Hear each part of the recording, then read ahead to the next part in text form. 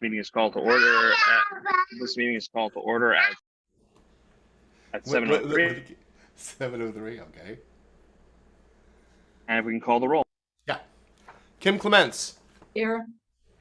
Dean Cutler. Sorry, Dean? here. Okay. Here. Randall Freed. Here. Ira Gold. Here. Jeff Hartwick. Here. JJ Hoffman. Let's see, is he on the attendees list yet? No, he said he won't be able to make it tonight. Okay, that solves that question. Julie Houlihan is still on vacation. I believe she's in Showing transit. up? Okay, so I'll mark her as absent unless she arrives. Lisa Karajian. Here. Okay. Scott Mandel. Present. Brandon Marino here. Richard Niederberg. We are still waiting for him, so absent until otherwise. Karen Sorrow. Here. Okay. Adam Summer. Yes, sir. There you are. Alexa Steinberg. Not yet here.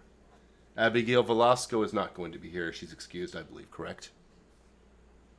Okay, I guess that means yes. We have a quorum. Great. Thank you very much. Thank you, everyone. Agenda item number 2, approval of the May minutes. Without objection. Hearing and seeing no objection. Those will be filed. Agenda item number 3. That would be mine, President's comments. Number 1, just formally, I know I made this verbal announcement at the last meeting and there was some confusion from some stakeholders. I understand our requirement is that board vacancy needs to be formally agendized first before the vacancy can be filled. So we do have a board vacancy for the employee independent contractor seat, which is defined by our bylaws as an employee independent contractor who is a person who legally provides goods or services for compensation in Studio City, whose compensation is reported by way of a Form W-2 or Form 1099, and who is not required to maintain a City of Los Angeles tax registration certificate, otherwise known as a City of Los Angeles business license. If you're interested in joining the NC board, please email at us at board@studiocitync.org with your statement of interest. And of course, just sharing, hopefully the board has seen that we did receive thus far 1 email of interest from Chip Meehan. So hopefully at the next board meeting, we will be able to fill that vacant seat. I also want to address, there have been a number of emails that have come in the last week regarding emails between board members and comments as well that are made about stakeholders. So I want to address this in a couple ways. Number 1, at the request of one board member, I was in touch with the city attorney and with the Department of Empowerment. The Department of Empowerment feels that the board members in question and use this opportunity as a reminder that all of us are supposed to adhere to a code of conduct, and that these members perhaps were not. The reality is, of course, as all of us as in this positions, and because there are issues of our community, that sometimes we may not agree with each other, and we may even get hot-tempered and say things that are inappropriate. My hope, at least during the time that I've been president, is that, and I have attempted, is that board members can come together, hopefully, and work matters out.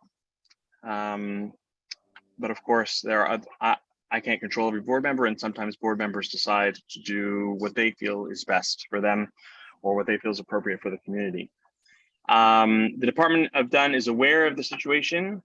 And again, at this point, their position is that board members need to be reminded of the code of conduct, and that hopefully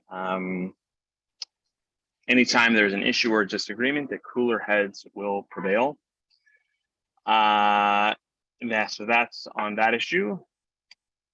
And there will be an email forthcoming from the department, from Lorenzo, I am told, in short order to all of us regarding the code of conduct and specifically how we should be treating and speaking and communicating with each other, as well as with stakeholders whom we are charged with representing. The last thing for me to say in terms of board, Randy, I believe Lorenzo was in the He's Yeah, one of the he is. attendees to, okay, you didn't want to let him on, as I mean, I'm panelist? happy to. I'm happy to. He's welcome to say that. I just said, I mean, we spoke and he said an email is forthcoming. But if he wants to add something or if he feels I missed something, he certainly can. Okay, The other items is that I was invited by Ben Besley, Midway Development. Scott Mendel joined me in this meeting. Perhaps some of you have already heard about this meeting. Midway Development is very much eager and interested in sharing what their proposed project will be.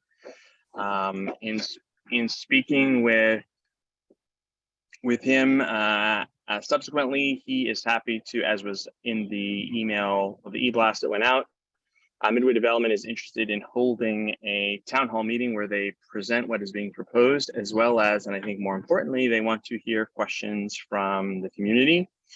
Further, Midwood, and that would hopefully take place in July. Midwood has additionally said that they would like to have, as I proposed, is a series of ongoing meetings so that the community can really drill down on specific issues. What I mean by that is, for example, after an initial presentation by Midway Development as to what they're proposing, a subsequent meeting would then get into the weeds around issues of sustainability, get into the weeds, and a subsequent meeting after that, talk about what they're proposing and how that is going to impact sound with the river behind them, and a subsequent meeting that'll address issues of traffic, and so on. That hopefully that there's ample time for us to interact with the developer. Additionally, they do have a report that is coming out, an environmental report that's supposed to be released. Once it's released, they will share it with us. Thank you to Brandon Marino specifically. He had a great idea that Midway Development should post a website where all of the information that they have, whether it's reports, permits that they're applying for, et cetera, will be accessible to the public,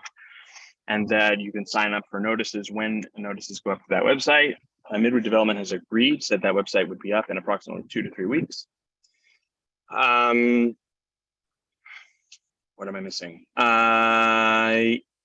Oh, yes. And thirdly, in talking with Lisa Karajian, I also would like to, and hopefully whoever the upcoming president is, will continue this, but it is the creation of an ad hoc committee for the Midway Development project. And if anyone is interested, please email board@studiocitync.org if you're interested to serve on an ad hoc committee. Again, we would like, given the scope and size of the project, and as mentioned in a number of emails, that felt that an ad hoc was appointed too late in the process as it relates to Harvard Westlake. I certainly don't want to do that again. And I hear the concerns of the community loud and clear. The last thing therefore for me to say is prior to board elections of new officers is this last year's been a pleasure. It's been a privilege. There have been, of course, challenges along the way as our work in neighborhood council goes. And I thank everyone for all of their work. And I thank the stakeholders who I've spent a fair amount of time over the past 2 years being president, communicating with, learning from, and hopefully sharing your views with others. And so with that, that'll close President's comments.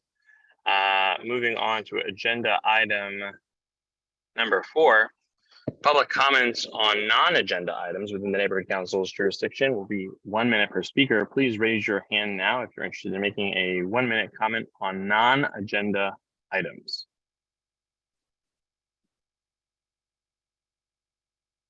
Okay.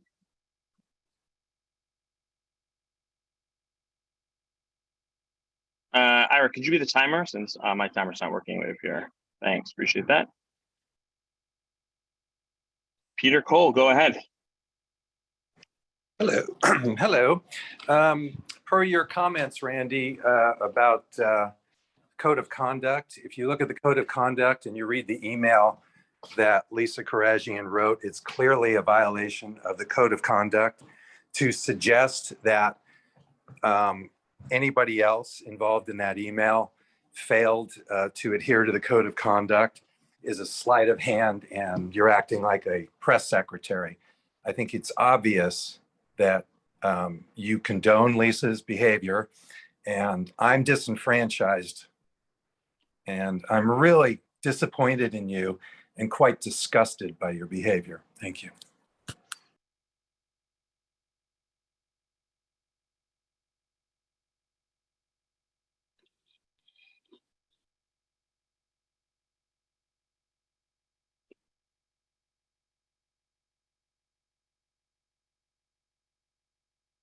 Rudy Melendez, go ahead.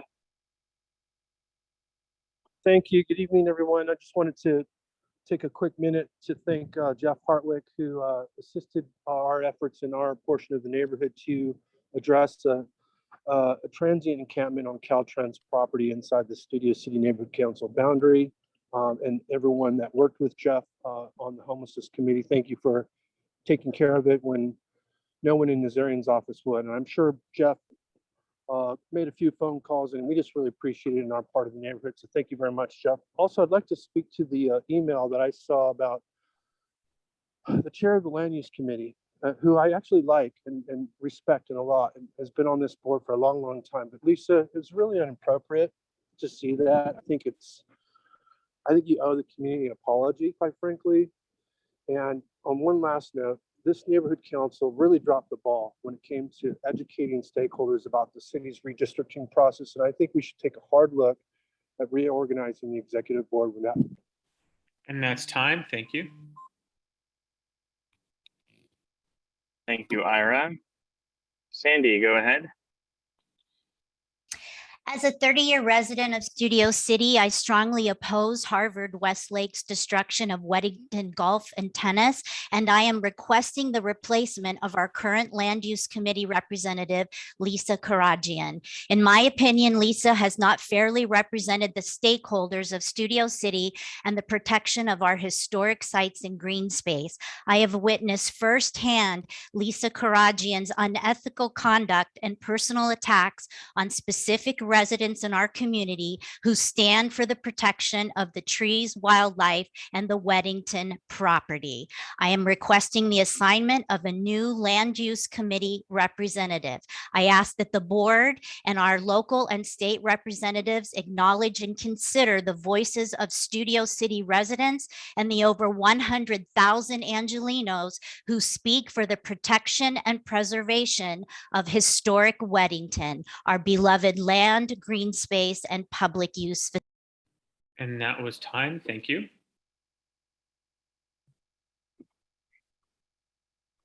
Thank you. Patrice Berlin, go ahead. Hi, everybody. So, Randy, a few things in regards to disparaging many stakeholders, including 1,200 from Safe Coldwater Canyon. If you had a discussion with Karagian, like on day one, and had her apologize to all those people, you could have avoided all of these issues. As president, you should have done that. Secondly, in my opinion anyways, you talk about an ad hoc for Sportsman's Lodge. Lisa Karagian announced an ad hoc in last November for Sportsman's.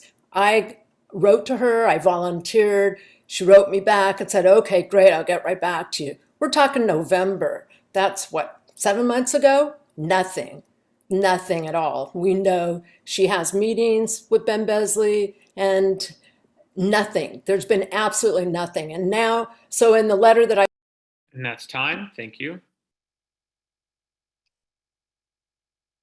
Thank you. Terry Austin, go ahead.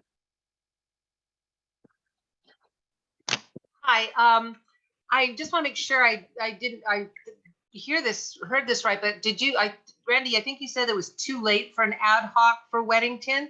It certainly isn't. The public hearing has not been scheduled yet. We have no idea if it's going to be in 30 days or in 90 days or 120 days. And so time is of the essence. The ball was dropped the last time. It wasn't done properly. Everyone has acknowledged that, including yourself. I was shocked to hear the land chair say that she didn't understand the process of the RDEIR, and yourself as well. It took me all of a day to resource that. So did I hear you right that you say it's too late for an ad hoc for Weddington? I'll just answer that quickly. No, that's not what I said. I said that in reference to when the ad hoc was formed, it was formed late in the process. I see. So I'll Okay. clarify that. So Whereas with Midway, I want to be. So okay, thank you. Just want to make sure that You're we welcome. actually get one before public hearing.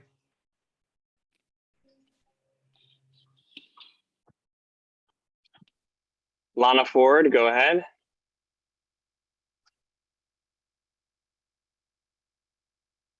Hi, can you hear me? Hi, thank you. So some of you may know that I have been involved with the neighborhood council for many, many years, and I would just like to say firsthand that I really appreciate the dedication and thoroughness with which Lisa Karajian, who has also served on this board and as an apprentice to a previous long-serving land use chair, what she has done for our community. Now, I realize that Patrice and Sandy and a lot of other folks that have spoken here may feel differently, but until they have to apply themselves in that same manner, I don't believe they'll quite understand what it takes and the rules that you have to abide by when you are representing the city. And I'm sorry, this is the first I'm hearing of any disparaging remarks that have passed between parties, and I really hope that that will be. And that's time. Thank you. Thank you, Ira. Basile, go ahead.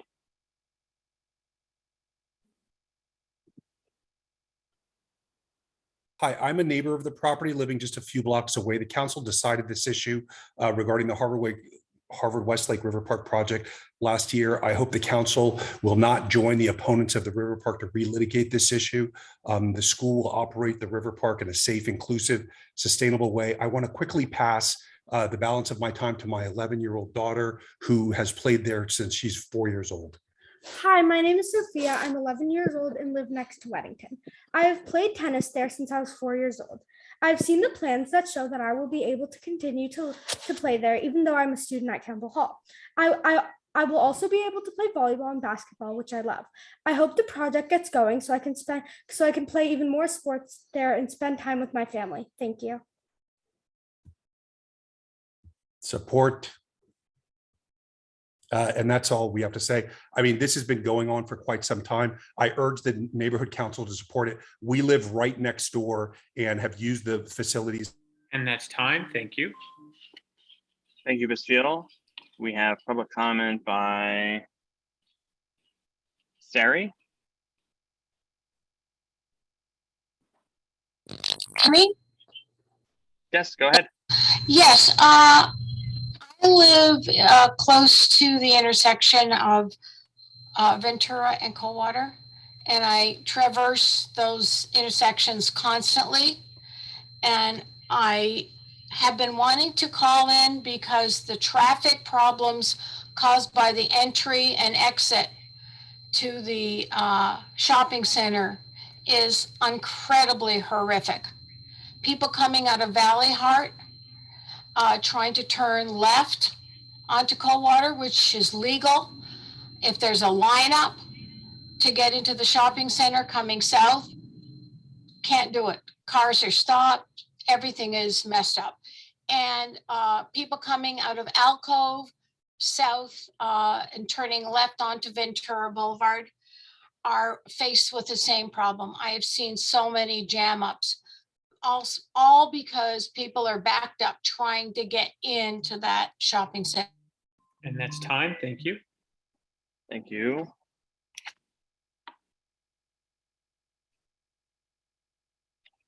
Seeing no other hands for public comment on non-agenda items. Oh, I think here is Richard Niederberg. Public comment is closed. Richard Niederberg, is this you calling from a 909?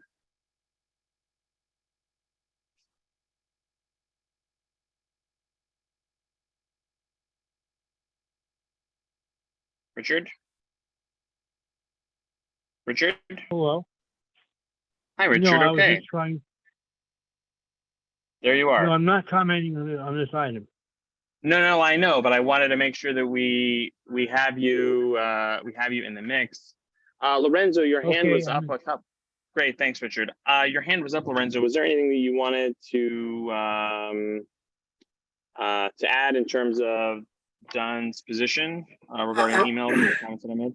Well, I was just going to point out that, yes, you did speak to it, Randy, and email will be forthcoming to the board from the department. But I was going to reference that during the general public comment period, that speakers should be reminded to address the board and not any individual board members. That's the reason why I raised my hand during the general public comment period. But that period is now over, so it's fine. But again, an email will be forthcoming from the department as it relates to code of conduct and code of civility and how members should be mindful of their roles and responsibilities as members, and to also remember that the code of conduct also applies to emails. So again, an email will be forthcoming and we'll be having that soon.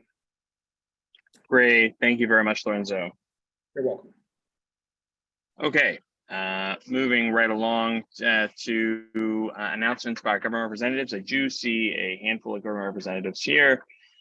Arus, please go ahead. I'll actually promote you to a panelist.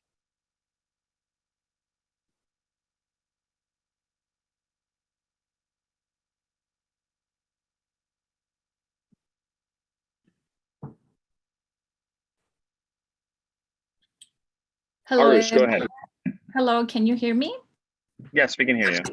Okay, perfect. So I am Aruz and I am an intern for City 2, but starting next week, I am going to work as a caseworker. Tiffany is still the field deputy for this area, but I will be providing the updates today on behalf of the office.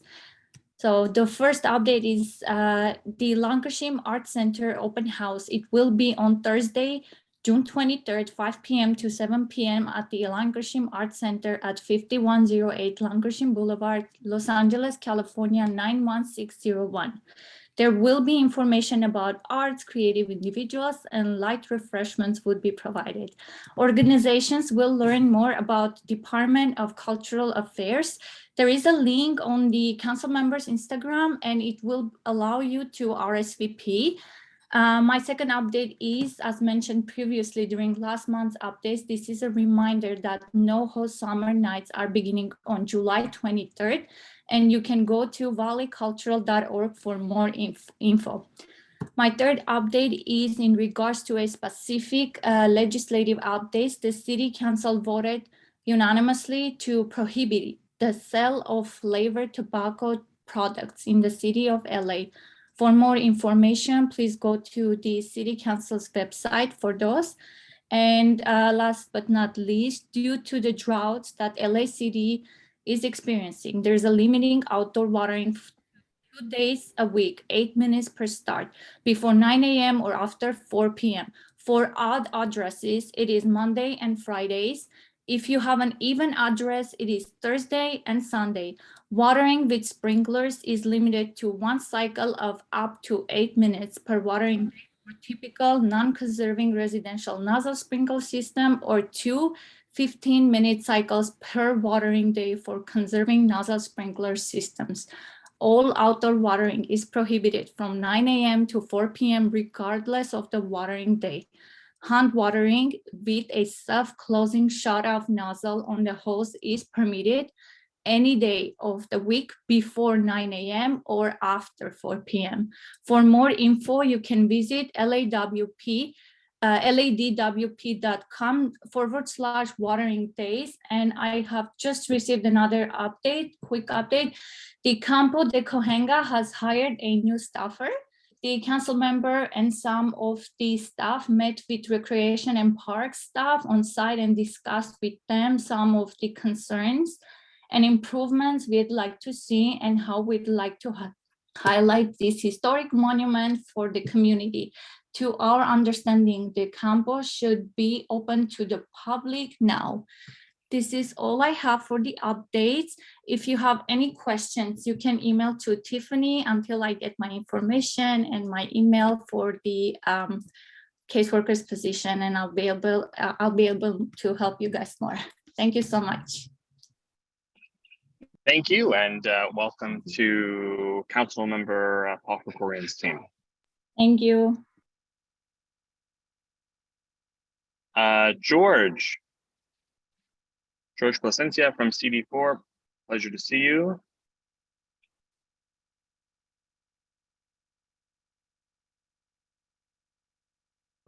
Great, you're able to hear me okay? Yes, go ahead. Thanks so much, Randy.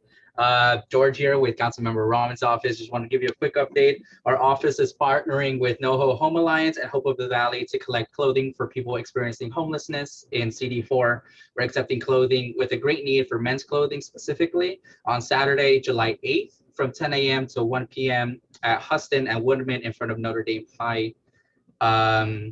So that's on that end. On another front, Los Angeles River Maintenance, the LA County Public Works will perform routine maintenance along Valley Heart Drive from Long Ridge Avenue to Coldwater Canyon in Studio City.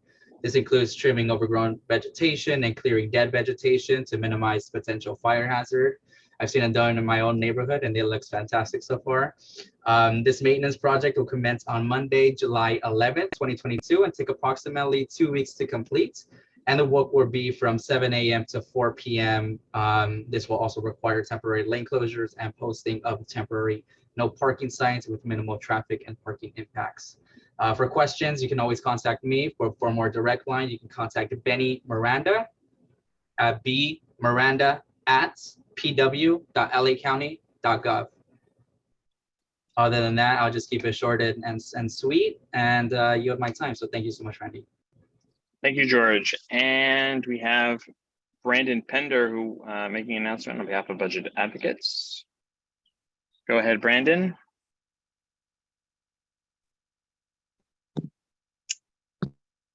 Can you hear me? Yes, we can. Go right ahead. Okay. Brandon Pender with the Budget Advocates.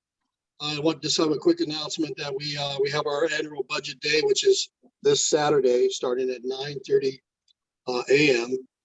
You can, in order to, if you haven't registered already for it, you can go to our website at budgetadvocates.org, budgetadvocates.org, and click on to the flyer that's there that has the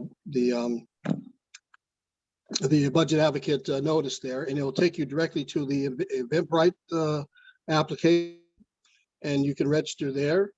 If you already have an Eventbrite app, then it's very easy for you to register for the neighborhood council, and they'll prompt certain types of answers that you need to do, but otherwise it's very, very simple. And hold on here, I'm trying to get my, anyway. So as you know, that we have an annual budget day, and what it does is that we're putting together a group of speakers. I think the mayor is going to be doing a pre-recorded announcement. As you know, this is his last year as mayor, and so he's going to give a message at Budget Day. And then we also are putting together a panel of other speakers.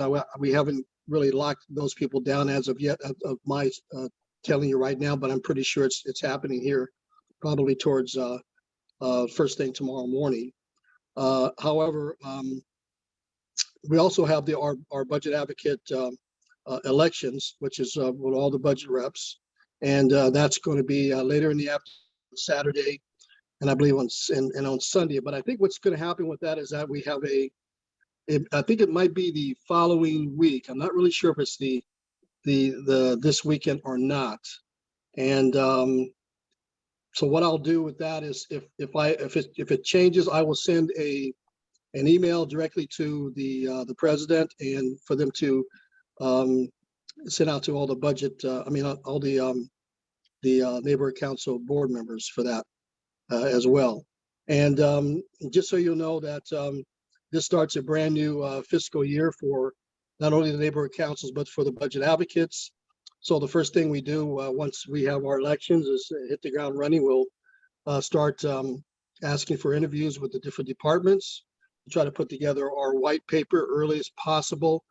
Whoever the new mayor is going to be, that person is going to be preparing their budget for the fiscal year of 2023-24. So we're going to be able to have a whole new way of looking at the budget this time around, especially with a new mayor, and also new members, possibly new members of the of the city council after November. And that's pretty much it right now. And I hope that everybody here is going to be having a pretty good weekend coming weekend. And I wish everybody luck in the elections for the new officers of the Studio City Neighborhood Council. And I've enjoyed myself with you guys. I've been involved with the Studio City Neighborhood Council since 2010, and I will continue to be involved with you guys, whether it be in a committee meeting or a budget advocate or whatever. And at that, I'll surrender my time. Thank you, Brandon. Thank you very much.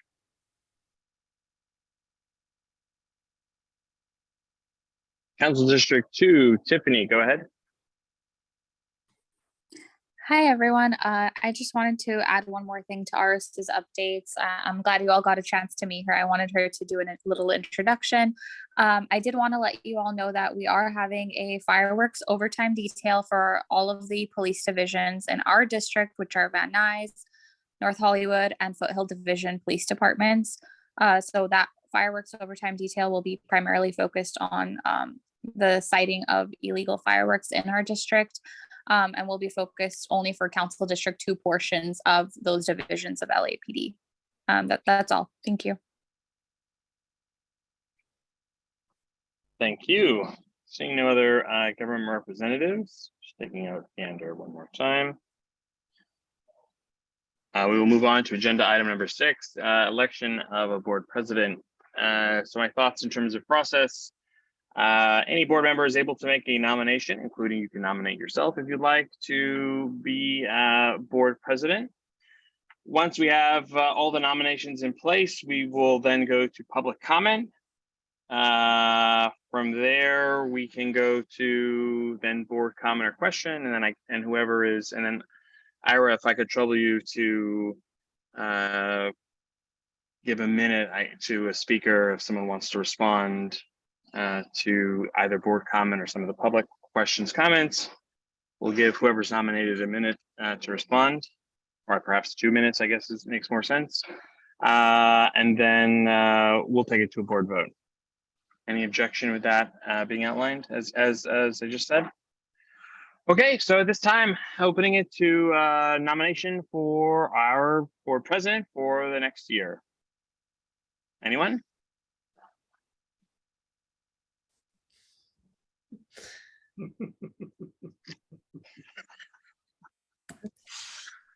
I like the pregnant pause. Mr. Hartwick.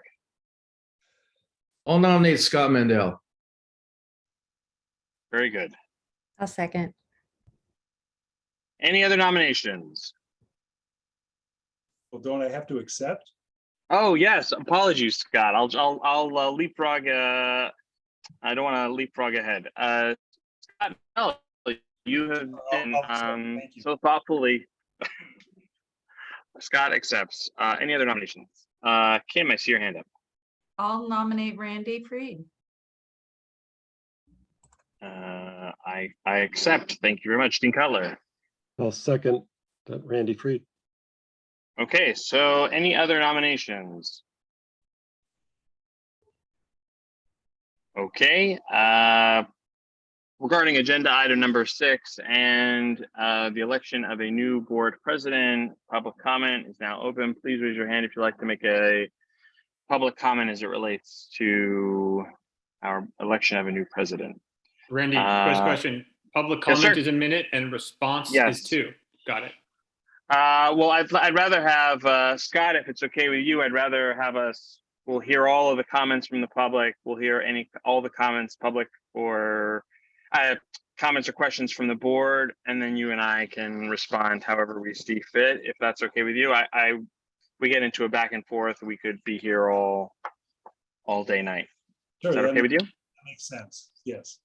Fair enough. Okay, so we're going to take all of the public comment all at once on agenda item number 6, the nomination of president. Ree Melendez speaking for 1 minute. Go ahead. Thank you, guys. I'm at work, so I apologize for the bells and whistles. Just wanted to point out that, this was one of the best neighborhood councils in the San Fernando Valley for many, many years. And I think it's come back to a certain extent with Randy as the helm. But Randy, I think you deserve a fair amount of criticism on three really important issues. You, as the leader of this board, failed to engage with the community when it came time for the city to redistrict this community. That was a huge mistake on your part as the leader of this group. Also, there was not enough time to have any sort of engagement with the Harvard Westlake River Park project. We all know that's an important issue. We don't all agree on it, but there was no activity or outreach to have any sort of committee around that. And then finally, I mean, the Sportsman's Lodge project, when we saw you there, like glad handing with like the city officials and things of that nature, it really just kind of left a bad taste in my mouth. And that's 1 minute. Thank you. Thank you very much. Mike, go ahead. I just want to speak in support of Scott Mandel. We had a lot of issues in the last year and a half. As part of the Public Safety Committee, and Scott invested time, met with people, and really orchestrated the understanding of how the council and the government works. So just a strong support for Scott. Thank you, Mike. Adele Slaughter, go ahead. Hi, this is Adele. I want to talk about the systems and the communication that's sort of been lacking in the board. And, the training, I did not get, very, very good training to be a committee chair, and I've sort of had to learn on the job. And I just feel like whoever becomes president, that you need to have time and spend time doing this. And I know it's a volunteer job and it's a thankless job.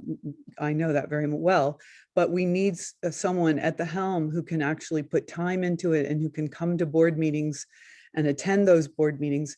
And I think you all have to ask yourself, who's the best person for the job, not so much who's best in terms of politics, but it's a difficult question, I think. I mean, I think it's a hard choice, actually. I don't think it's a clear choice here, but I think that if you look.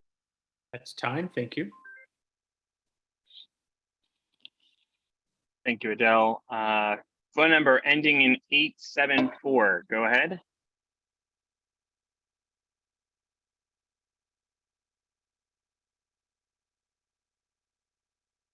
Phone number ending in 874. Go ahead.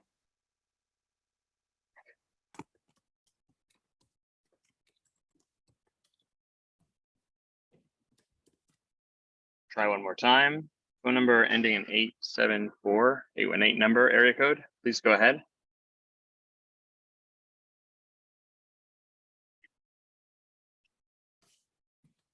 Hi. I can hear you now. Yes. Yep, we can hear you. Go ahead. Evening, everybody. I think with so many of the issues that we've been facing lately, in particular sportsmen's and Weddington golf and tennis, it may point out to something else as we move forward, especially with these elections tonight. And that is having, as we see at the federal and state government level, maybe councils at this lower community level must adopt a system of checks and balances, oversight, even term limits, any restrictions that can really ensure, any conflicts of interest. For example, how many boards can one serve on and still ensure true objectivity for who they're serving? The general public. No matter how you might spin it or frame it, power can corrupt. And for the 45,000 in Studio City, and for that matter, the 4 million here in LA, we can no longer afford to accept proposals or plans or carnival barker pitches at face value, especially when they do truly affect our, slim, if any. That's time. Thank you. Thank you, Ira. Patrice Berlin, go ahead. Hi, board. I'm sure you're aware that Randy changed the board meeting from last night to tonight because he was traveling. I think you all agree Randy has a lot on his plate, with traveling, family, and political aspirations. Scott Mandel, on the other hand, is out there in the community every day and attends just about all the committee meetings, as well as run some of the meetings when Randy's not around. Please consider giving Scott a chance to rally the board in the right direction with fresh ideas and empowering all of you board members. Thank you.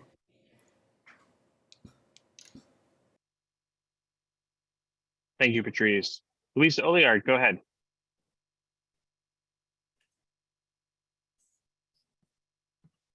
Hi, this is Luis Oliart, the now stakeholder. I just wanted to thank the Studio City Neighborhood Council for basically being very fair and attentive in any legislation that our committee presented. We passed 12 pieces of legislation to LA City Council.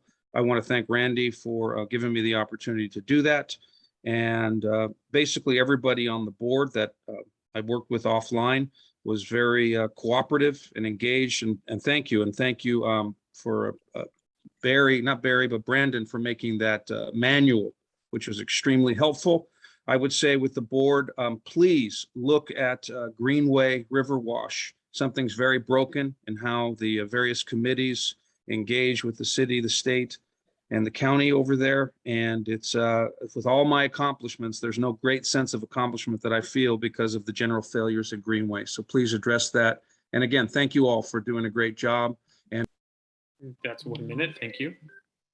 And thank you, Luis, for your hard efforts on behalf of this community in the formal capacity as a chair of the homelessness committee, and certainly as just a big thank you generally, because I know you will continue to work as a stakeholder. Anyone who ever wants to volunteer to help clean up the Greenway, I think he does it every Friday. There are other days of the week. Luis, really thank you. Truly, our community is better for having you in it. Brandon Pender, go ahead. Yes, thank you. I'd just like to say that, you know, the position of president is a very tough job. From my experience, it's more of a partnership between the president and vice president. There's certain things that are designated for the vice president, certain things are designated for the president. President is more of the face of the council, and the vice president is more of the executive or the gunny sergeant for it. Also at the same time is that, one of the people just mentioned that they were never trained to be a committee member. One of our former vice presidents that I served under used to put together a booklet that all committee chairs had to go through to learn how to become a committee chair, and also train members of the committee. I don't know if you still guys have that same manual there at the office there, but you might want to take a look at that, because that will train both the chairs and. That's time. Thank you. Thank you very much. And Lana Ford, go ahead.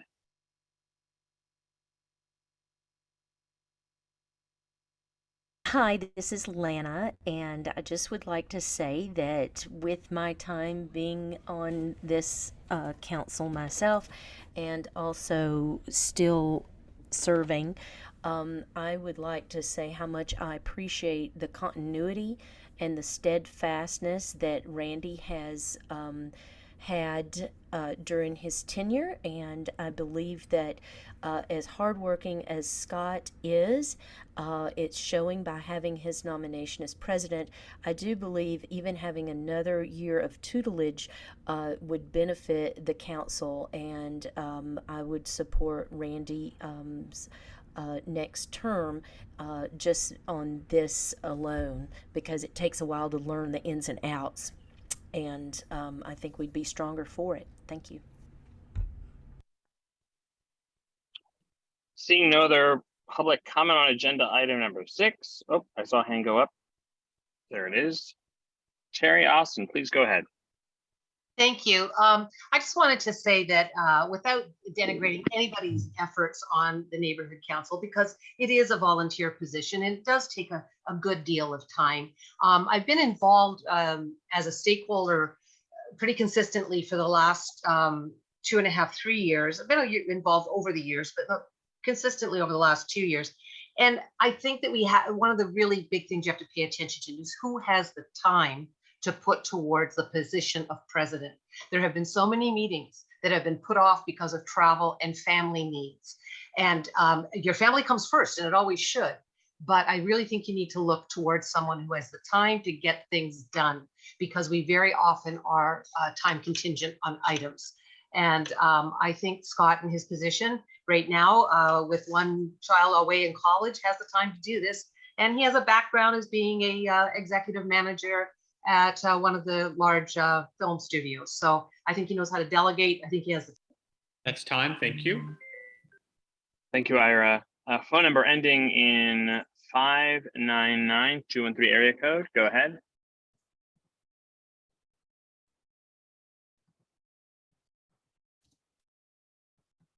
Yeah, hi. I would just like to also put in a support for Scott. I believe this last year, too many things have, the ball was dropped on just too many important things. And I understand it, I served on the board for 3 years, so I know how time consuming it is, but we desperately need right now, especially someone who has the time. So I truly encourage you all to please, let Scott take over. He has the time to take care of these very, very important issues that we are facing in our Studio City. Thank you.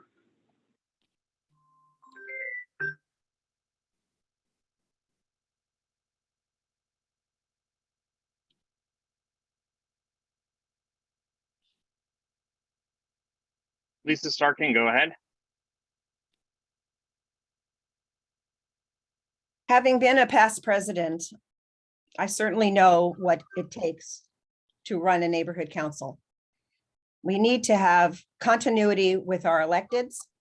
We have to remember constantly that we represent all of the stakeholders of Studio City, not just residents, not just business people. And there are certain rules that have to be followed.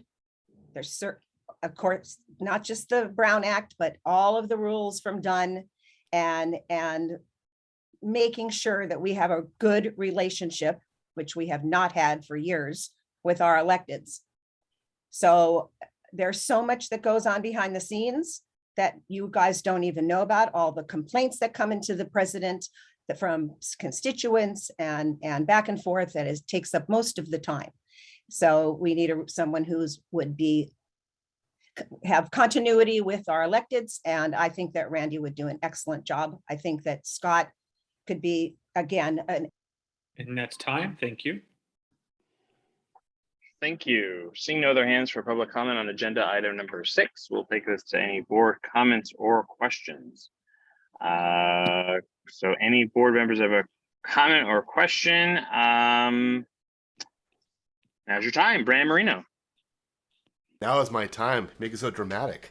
Something I've been talking to with a couple of people past couple of days is the possible formation of a major projects committee that would only handle massive projects like Harvard Westlake River Park, like anything Sportsman's Landing, Lodge, etc. Even the LA River would be sent over to this committee first as an ad hoc, while the Department of Labor and Empowerment approves it because it would be part of the bylaws eventually as a standing committee, but it has to go through Dunn first. That would allow land use to handle more permits, specific plans, restaurants, things like that, exemptions, things Lisa does very well, and would take most of the major issues that most stakeholders are talking about right now, especially the River Park project and Sportsman's Lodge, over to a standalone committee that would look only at that and nothing else. It would allow us to keep track with these developments. They don't stop. As we're bickering back and forth, they keep moving forward, and the distance between us and them is increasing, and that's not sustainable. So whoever becomes president, whether it's Scott or Randy, I'd love to see you guys form a major projects committee that will focus solely on the major, massive projects in Studio City and nothing more. And it's no knock on Lisa, but she's got a lot on her plate as it is, with everything going on, the rules changes, etc., so on and so forth. It would actually free her up to handle the more of the things that she likes to do. Thank you very much. So to the extent that you find something, now Ira, I think you're having a hot mic moment. Oh, it's not you, somebody else. Kim, go ahead. I just wanted to say that it's a difficult decision. I think that both Randy and Scott are terrific. However, I do think, as some others have said, there is something for the continuity. I think that Randy, the president's spot is a very tough one, and Randy does handle things, I think, very diplomatically. I think that he does take criticism not only well, but to heart, and does think about all of the stakeholders. And I think that Scott he does have the time and is out there. It is incredible in the position he's got. And I think he'd be great in another year's time. But I think that it's very easy to kind of armchair quarterback and second guess people. And when you're in the spot, it's a whole other ball game. And I think Randy does handle it well. And it's been wonderful with Scott also being the VP and being able to fill the slots when Randy's time does take him away. So anyways, I do think the continuity and another year of under Randy's wings, hopefully, we'll see, would be incredibly beneficial, especially at this very tumultuous time with so many big projects. Randy just knows that he knows the people, he knows the ins and outs, he knows the backside of what that position takes. Thank you. Ira, go ahead. So based on the feedback from stakeholders and board members over the course of this year, I'd like to know what, if anything, either one of you would change going forward if you either maintain the position or were voted into the position. Thank you. Thank you for the question, Ira. Adam Summer. Yeah, I just wanted to commend both Lisa and Randy. I don't think you guys get nearly enough thank yous. And the river project is definitely a huge deal and remains a huge deal. And I live directly across the street from the development. But I think we should all take a second and be just grateful and thankful, no matter what, that a commercial development or a condo building is not going up. It could be a lot worse. And I think we are definitely a part of it not being that. So I should commend everybody just a little bit. Because if we kick this back and for some reason it leaves the hands of Harvard Westlake, and we all bear the consequences if it goes wrong. So that's it. Thank you. Thank you. Any other board comments or Dean Cutler? Hi, everyone. As most of you know, I'm newly appointed, so while I've been on land use committee for many years and been through 2 different chairs, I'm new to neighborhood council. So I've had a short time to observe and listened and talk with Randy and Scott both. I enjoy both of their efforts and have worked and, like I said, been a big listener. You know, I don't know. I've heard a lot about time, but one of my questions is, I don't know. It's my understanding, and I just want clarification. It's my understanding that Scott is not presently employed at the moment, and I don't know if that's changing in the future or not. So that's one of my questions as it relates to everyone measuring time and capacity thereof. Secondly, there are some big projects before us, and everyone seems to think that, you know, there's vehement mistakes and things that could have been done otherwise. And while I agree, I think most importantly, it's not too late for some of the things that we still have the ability to work together to accomplish all of the stakeholders' goals. And this is quite a unit that I've observed, and I think that the players are in place to continue to listen. There might be some twists and turns and some bends in the road, but that's why who we are, where we are, and we work together to try to come with the best outcome that we can. Regrettably, there was some perhaps code of conduct issues here. We're going to get, an email. First time I've been involved in that, probably all of us. Look forward to that from Lorenzo and such, but, seemingly it takes two to tango, and perhaps that's what happened, but, I hope we can rise above that and continue to do all the work that we do as a unit and report back to all the stakeholders, and it is not too late. Thank you. Jeff Hartwick, go right ahead, please. Well, very quickly, a point of order, Randy. Alexa is in the attendees room right now, and is Richard Niederberg still in the 909 number? He can't be promoted because he's in a number, right? Yeah, but he can unmute at any time. He's able to speak, so he can unmute himself at any time. And I see Alexa, so I will promote her to a panelist. Jeff, please, sorry, go ahead. Yes, good evening, everyone. Both fine gentlemen, I just wanted to get both of your takes on the issue of transparency, what you both would do to, I guess, make things more transparent to the board members about things that are going on behind the scenes, such as meeting with government officials or things that are in the know that sometimes I feel that we're not completely aware of. And also what either of you would do in terms of making the whole operation more efficient, perhaps delegating authority more for posting things on our website, things of that nature. So I'd like to get both candidates' views on those two very important issues. Thanks. Thank you, Jeff. Any other board comments or questions? Okay. Scott, you want to go ahead? Or would you like me to? Well, what's the format here? We have quite a few board comments and even more stakeholder comments. I made notes. Are we going to go in any particular order, one at a time?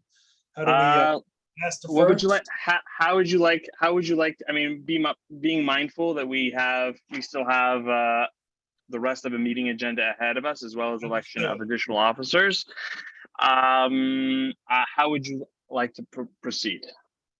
Well, let's go last first. Let's just go with what Jeff asked, and then you can pick the next question to go respond to. How's that? I mean, I'd rather us maybe just choose of everything we've heard what we feel is appropriate to respond to and respond in summary. I worry that if we go line item by line item in terms of everyone's time, again, we still have officers to elect and a number of agenda items, including, which I would guess a number of our 30 or 29 attendees would like to speak to, especially issues relating to big developments. But Ira, go ahead.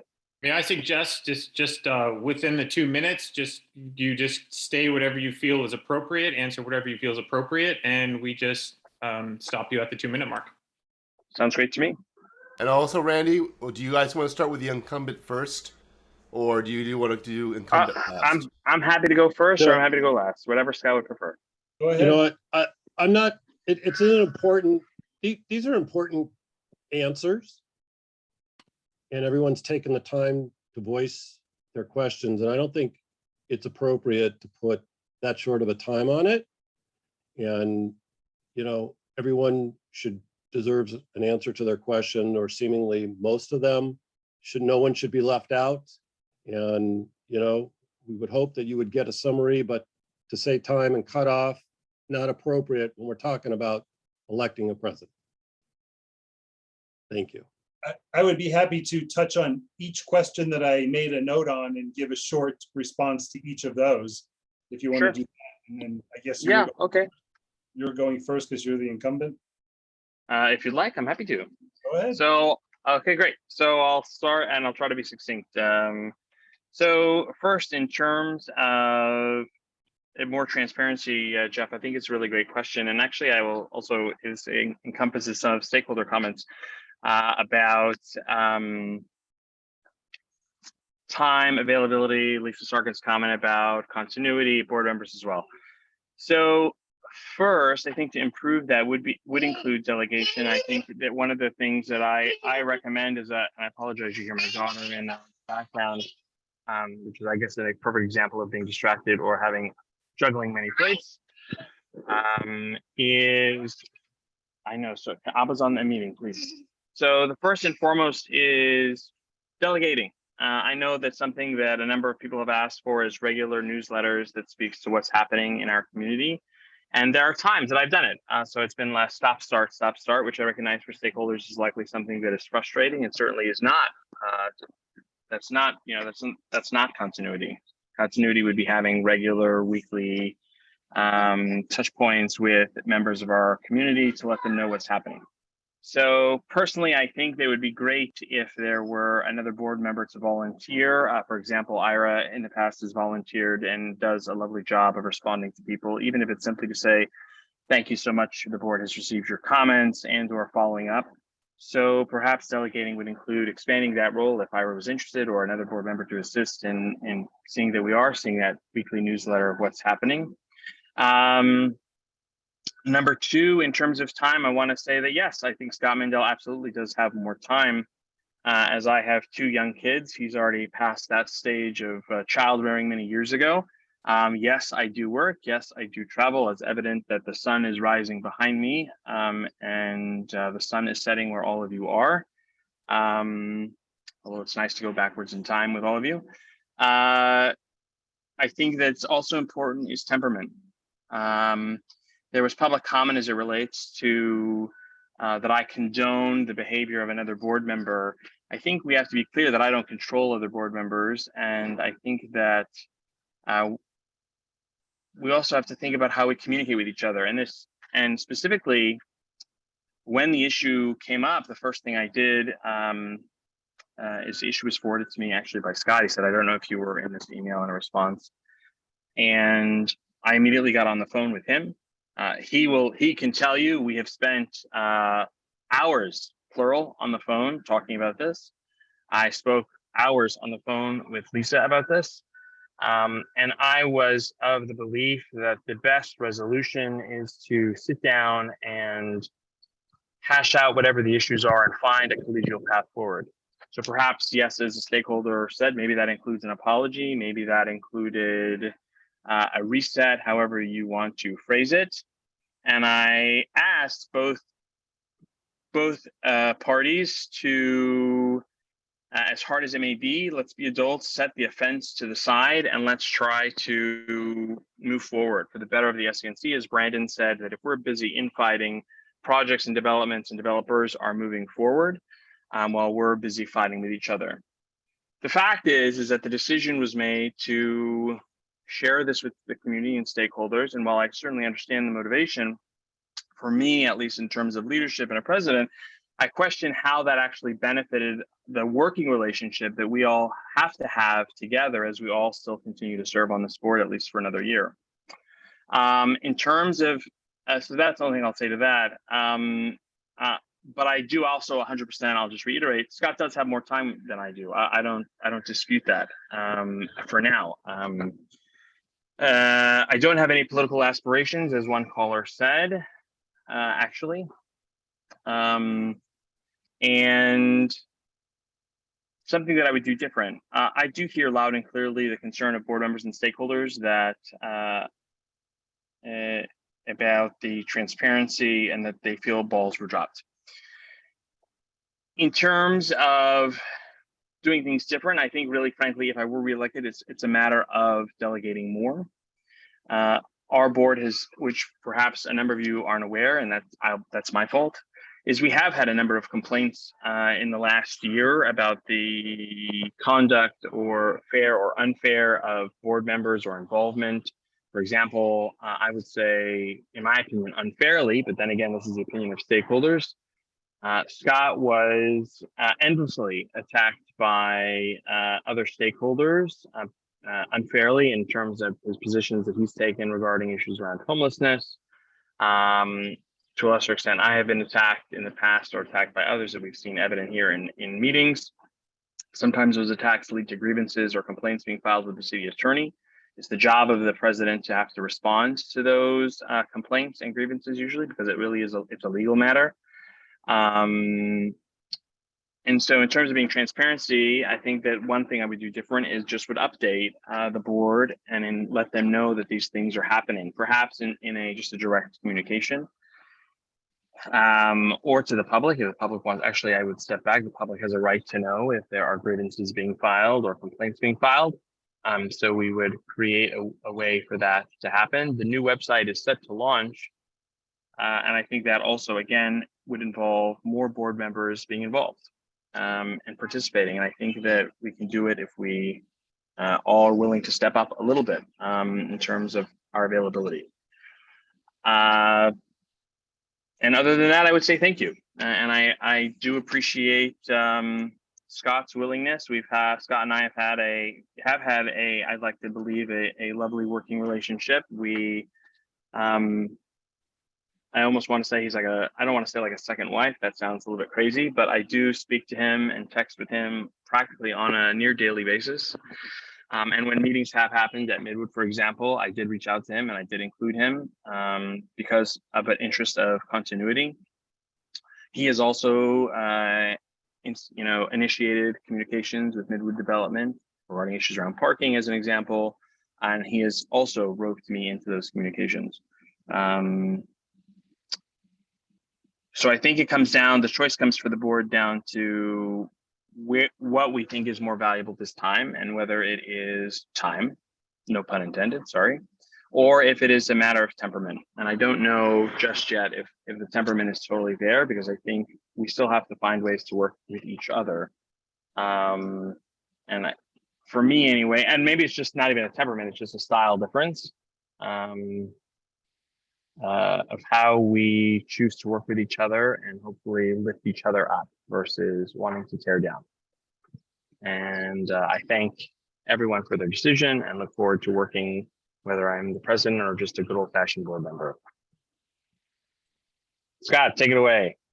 That was 7 minutes and 38 seconds. Shall I give that the same time to Scott? I'll go. If he needs shorter, longer, whatever he'd like. Sorry, whatever he needs. Whatever he needs. So first off, in no particular order, regarding the email incident, you've all seen it. It speaks for itself. I'm not going to relitigate it here. I'm waiting to hear from Lorenzo from Dunn to see what they have to say about it. Just read the email and then judge for yourself. As far as my employment, I have a business seat. I still own a business. My business is active. I'm getting checks. I'm creating commerce in Studio City as I would need to. As far as having a business seat, I don't think my employment or lack of is really that much of an issue, but I'll be happy to talk to anybody offline as to my 40 years in the entertainment industry and what I did and what I was responsible for. And I think it's a very entertaining story. A lot of people mentioned continuity, and that is a good thing, but look at some of the issues we're talking about now. We're a year in to our term, and some of the things we're hearing are things that probably should have happened at the beginning of this year. And some of the proposals I have are going to address a lot of the issues that most people seem to be concerned about. We don't have an ad hoc committee. An executive committee. It's in our bylaws and our operating procedures, but an executive committee of the officers, if we were to meet, we could hash out all this stuff. We can create a proper structure. People would know what they were responsible for. We would run through motions and plan the short and long-term vision of the council and our committees. We're lacking that. We're lacking the structure.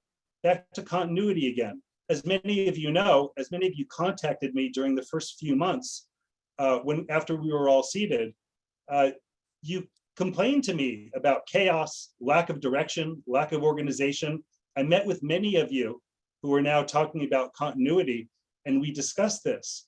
And I gave you all my ideas, and you thought we were very lacking. That doesn't seem like continuity. I've also heard a lot about transparency and all the things that happen behind the scenes. Absent anything that's confidential or privileged or going on perhaps with the city attorney, there is no behind the scenes. I want the board and the stakeholders to know what's going on.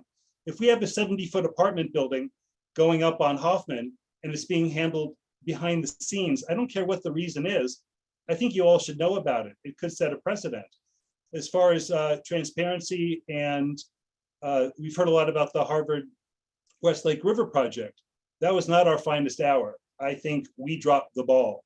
And I don't understand all of the support for continuity when we have the largest land use project ever to hit Studio City. And today, right now, we do not have an ad hoc committee going through it. The ad hoc committee, as I understood it, was formed late, was disbanded after the DEIR. Where is the ad hoc for that? Someone also mentioned Sportsman's Lodge. We have Midway presenting soon. We don't have an ad hoc. To Brandon's point, a special projects committee, I think that's probably a good idea, but we can handle it with ad hoc committees based on a project by project. Some projects aren't necessarily enormous in size, but they could be very complicated. And I think we could just form ad hocs as necessary. As far as delegation, there are a lot of board members who have expressed an interest in doing more, whether it's for our website design, our YouTube page, email blasts. Again, we're a year into our term. We don't publicize our events. We have a board meeting tonight on Thursday instead of Wednesday. And I know we only have to send stuff out 72 hours in advance, but why? Why not a week in advance? Why not when we know? So the public can be informed as far in advance as possible. I think we should make a much better effort to reach out to the public, not have anything behind the scenes, not worry so much about continuity for continuity's sake, but where we are going as a board. I will make everybody who wants the opportunity to do more work, you will have the opportunity. I will trust outreach with the keys for the email. I've been asking for this for a very long time. I will create an actual plan of how we deal with gadflies and public comments. I would never post a defective agenda from a committee member who didn't write it properly. I would go over and help the committee, as I've done with other committee chairs, in teaching them how to write agendas and motions.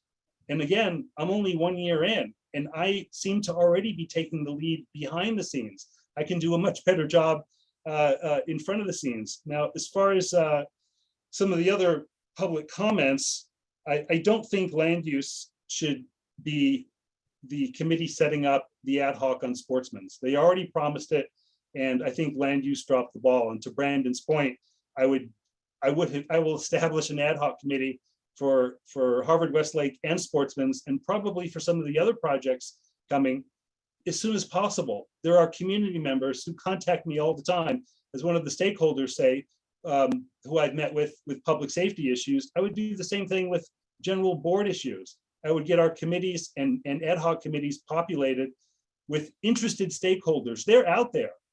And we're not mining all of the people out there who want to work, even all our board members and committee members who want more opportunity. And it's the same faces we see all the time at all the events. I'm the one with the minivan. I go to the lot, I pick up the stuff, and it's the same people who set up. We have 10 hours that we have to commit for service outside of meetings. I actually would like to enforce that, or at least encourage more participation. Let's see what else that I think I pretty much covered just about everyone's question and comment. Yes, we did drop the ball on redistricting. I believe Randy was traveling. I was the one who made our pitch at the city council. Actually, I was in the Daily News twice and quoted. Actually, I was at the Greenway, the Zev Yaroslavsky Greenway this morning, pulling out invasive species of plants and learning about biology with the tree people and volunteering for that. And I do have a lot of time, and I do dedicate a lot of time to Studio City and to board members and stakeholders. And if you guys want continuity for continuity's sake, I'm not the one. Keep with continuity for continuity's sake. Randy does a lot of work, and he puts up with a vice president who constantly challenges him, asks him for information. What's going on? What's this? What's that? How do you do this? Where are you meeting with this official? Can I come? And I think if he's president, I would then like you to nominate me for vice president so I can continue tormenting Randy for another year. But I'm ready now. And I think a lot of you know, And if I am president, I don't want Randy to be vice president to enact revenge. And again, yes, I can be rough around the edges sometimes and maybe a sharp sense of humor, but I think we need that. And I'll bring it. And anyone who wants more responsibility, you've got it. I trust you all. Anyway, I hope I didn't go over 7.5. I think that's enough. Did I, Ira? I'm good? 8 seconds above. You're good. Thank you. Thanks for listening. Thanks for tolerating and putting up with me. Okay, and with that, we'll take it to a vote. So go ahead, Brandon. Okay, would you like me to reread the vote after it's completed? Just for everyone to double check the vote. Is that all right? Or the one once across is okay? Okay, we'll do it. Sure. I will take the vote and then I'll reread the vote and everybody listen. If there's no objections, the vote will stand. So this is for board president. You will say either Scott or Randy. Kim Clements. Randy, Dean Cutler. Randy, Randall Freed. Choices. No, I guess Randy. Ira Gold. Scott, Jeff Hartwick. Scott, Lisa Karagian. Randy. Scott Mandel. Scott Mandel. Brandon Marino. I'll give Scott a chance. Richard Niederberg. Is he available? Yeah, I think 909? let's try to unmute him. Richard.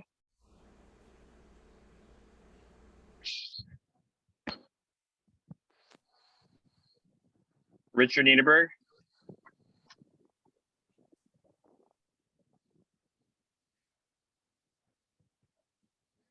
Let's maybe try to circle back. Oh, there he is. Scott. Okay, that was Thank you. Scott. Yep, Karen, you got it. Thank you, Richard. Karen Sorrow. Scott. Adam Summer. Randy. Alexa Steinberg. Randy. Okay, so here's how it goes.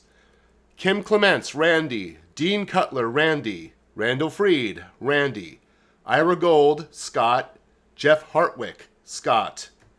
Lisa Karagian, Randy. Scott Mandel, Scott. Brandon Marino, Scott. Richard Niederberg, Scott. Karen Sorrow, Scott. Adam Summer, Randy. Alexa Steinberg, Randy. 1, 2, 3, 4, 5, 6. 1, 2, 3, 4, 5, 6. We have a tie. Can only happen at the Studio City Neighborhood Council. Thank you very much. Let me ask a point of order question. Is this considered a motion? It's an agenda item. Oh, It's an action item, so I guess it would be a motion. The president cannot cast a vote on a motion unless it changes the outcome. Well, can we get Richard on the phone? Because I'm pretty sure. No, Richard already voted. Richard Oh, already he voted. did. I'm sorry, I didn't hear him. Mm-hmm. We got JJ, Julie, and Abigail absent today. That would equal 15. Can we find out if changing of a vote? Lorenzo's on the line. So Lorenzo.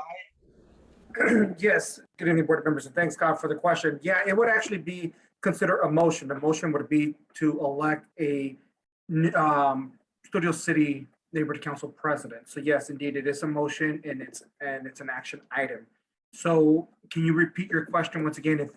What exactly was your question, Scott? The president is not allowed to vote on motions. We've been violating this for years, but in our operating procedures, the president is not allowed to cast a vote.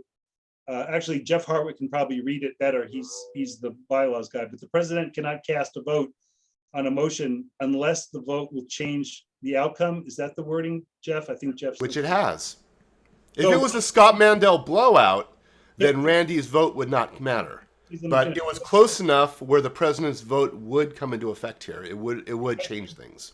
My question is changing the outcome to a tie considered changing the outcome? I just want clarification on that. And then what do we do if it's a tie? Well, if in this case, in this scenario, if the president, Randy, does not vote, it would appear to me that I'm not sure. I have to look at your bylaws to see what the majority is in terms of actionable items, because then I would presume that if the item does not move forward, then even if the president were to vote, it's nothing happens still because it remains a tie. I think in the event that if it was a tie and then the president's vote would change the outcome of the tie, then that would matter. But in this case, if the president didn't vote, you'll Scott be in the lead by one. But I don't know if that, according to the bylaws, that would be enough for it to pass. It says under Article, give me a second, I'm reading the bylaws right now. Article 5, Section 3 states that official actions, a simple majority vote by the board members present and voting, excluding abstentions at a meeting at which there is a quorum, shall be required to take official action unless specified otherwise in these bylaws. So then I would say then based on that, then I would say if it says the president can't vote, then Scott would be the president. That would be considered the simple majority, correct? Right. Yes. Does that seem right? On an election? I mean, for a motion, yes, but if it's a motion that deals with an election, that seems a little off to me. Am I alone in this? Yeah, and you make an excellent point, Ira, because you're right. It is in fact an actionable item, right? But it's not a motion being presented by any particular board member per se. It's an election. So my interpretation would be that all members, including seated officers, would be allowed and eligible to vote in an election, because it is in fact an election. So it's not a routine motion. If our bylaws are silent to that specific item, then it would go to Robert's Rules of Order, which I think Robert's Rules of Order would then echo, unless I'm mistaken, I could be rusty on my Robert's Rules of Orders, would then allow that it would echo what Scott is saying, that a president wouldn't be able to vote unless it was to break a tie. Although I don't know if Robert's Rules goes into elections, that part I don't recall. I don't think that it does, and I'm pretty confident to say that I believe that all current eligible seated members would be eligible to vote in an election, including for him or herself. That being said, I think it's I think it's very telling in terms of continuity that Scott would not want me as vice president. It's actually, jokes aside, it's an odd statement to me. But I'm happy to. I'll defer to Mr. Mandel and half the board, and Scott, since I know you really want to be president, I would say let's let your 6 votes carry, and I would just hope that you, as many things that you want to tear down and change, that you also will actually build up, as you say now, though haven't actually with your own committee. But I hope you will, and I look forward to working together in any capacity, whether it's an officer or as a board member. How about that? I was just kidding about you being vice president. I was trying to add some levity to the meeting. So is that official, Lorenzo? Is that the outcome? Does that work? Or is this something that has to be decided at a later date? Right. Do we go to a coin? Oh, because there are board members missing, or do we go to a coin toss? What's? I mean, I would say I would suggest that if the way I see it now, it would be a tie, because again, all board members would be eligible to vote in an election. But again, if the current president decides to sit this one out, then the votes will go to you, Scott. But if not, then the matter can be continued to another special meeting date, perhaps, where there's probably more members present to vote on the matter. It just really, it depends on what the will of the board is now. Or Randy, go ahead. Yeah, I would think in terms of the president not being able to vote, I'm not going to go Schrödinger on you guys too much. But with this election, During the election, there really is no president. It's kind of in limbo. So during the election, we don't know who's going to be president. And there's no actual president at that moment. So in my mind, Randy can vote. So That's it's still a correct. tie. That is correct. But the president, the president is running the meeting because he's the president until after the vote. So I don't believe that is the correct interpretation. Randy was running the meeting because he was the president. It was when we first seat the board, it was Dunn who would run the meeting with a new board and cast the motion. And then when the president was voted in, the president would then run the meeting. This is not the seating of a new board. And I believe that what we just heard is not correct. But that is actually inaccurate. The past president, the outgoing president, runs the meeting and installs the new president. The new president then installs the board. At least that's what happened when we were elected. That's what happened, and that's what happened when those of us who served on the board. And the previous term, Brian Carroll, who was the outgoing president or outgoing board member, he started the meeting and had the new board take their seats. And of course, Dunn was there and initiated the oath. And the board before that was also the same. Patrick ran the meeting. I think it was Patrick, installing a new board. So it was not a board. The meeting was not run by a Dunn representative. Right. I believe on the, if I may hear, the meeting is or the Dunn rep presides over that item when after an election has been certified, and then there's going to be the seating of the board. In this case, this isn't a seating of a new board. It's just a vote of a selection of new officers. But I think for transparency purposes, if it would help, maybe the item can be postponed, and then I can offer to just preside over that one item of the election of the president, and maybe we'll have more board members present and we can do it that way, just for transparency purposes, if that's what the will of the board is. Is there nothing in place for a tiebreaker? I'm looking at the bylaws now and I don't see anything that speaks to ties. I'm looking under official action and I do not see. There has to be something in the entirety of the neighborhood council system. This can't be the first time this occurred. So I possibly, if there's another. I will, sorry, Ira. Well, I realize that it will disappoint board members and stakeholders that have asked me to be president. I am, despite what some in public comments have said, and those who have chosen to unfairly attack have suggested, I actually am responsive to public comment and public sentiment. And I am happy to bow out, and I will just, because there is an agenda to move forward that, and we again have 29 stakeholders and important issues regarding our community, so we can kind of put this to bed and not have to punt it forward, because I do, again, echoing Brandon's comments that while we kind of would potentially remain in limbo, there are projects and things that need to be addressed, including things that I have already calendared that are upcoming. I don't think that's fair, Randy. I mean, I don't think it's fair for the people who trust and voted for you, but also maybe pursued being a neighborhood council member again because of you. You know, I think, well, I hope you stay in it. It's fine if you don't, but that's all. Sorry to interrupt. No, I listen, I appreciate it. But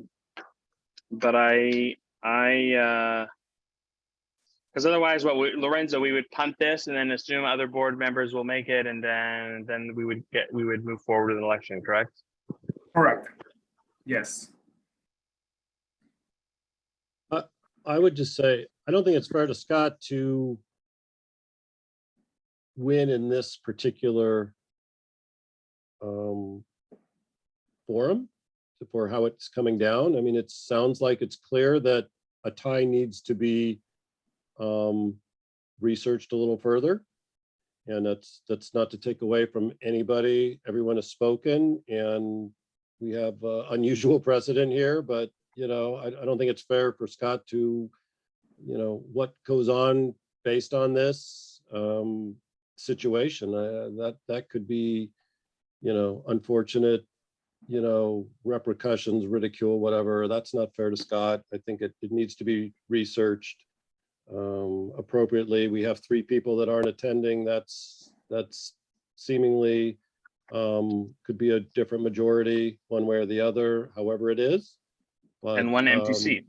This is an important, seat. Stakeholders have expressed a lot of concern, rightfully so. And I think leaving it in the manner that we're suggesting is going to cause, further issues we're constantly going to be trying to define shoulda, coulda, woulda. That's not appropriate, in my opinion. What, if I may, will there be an issue with carrying this item over to July's meeting?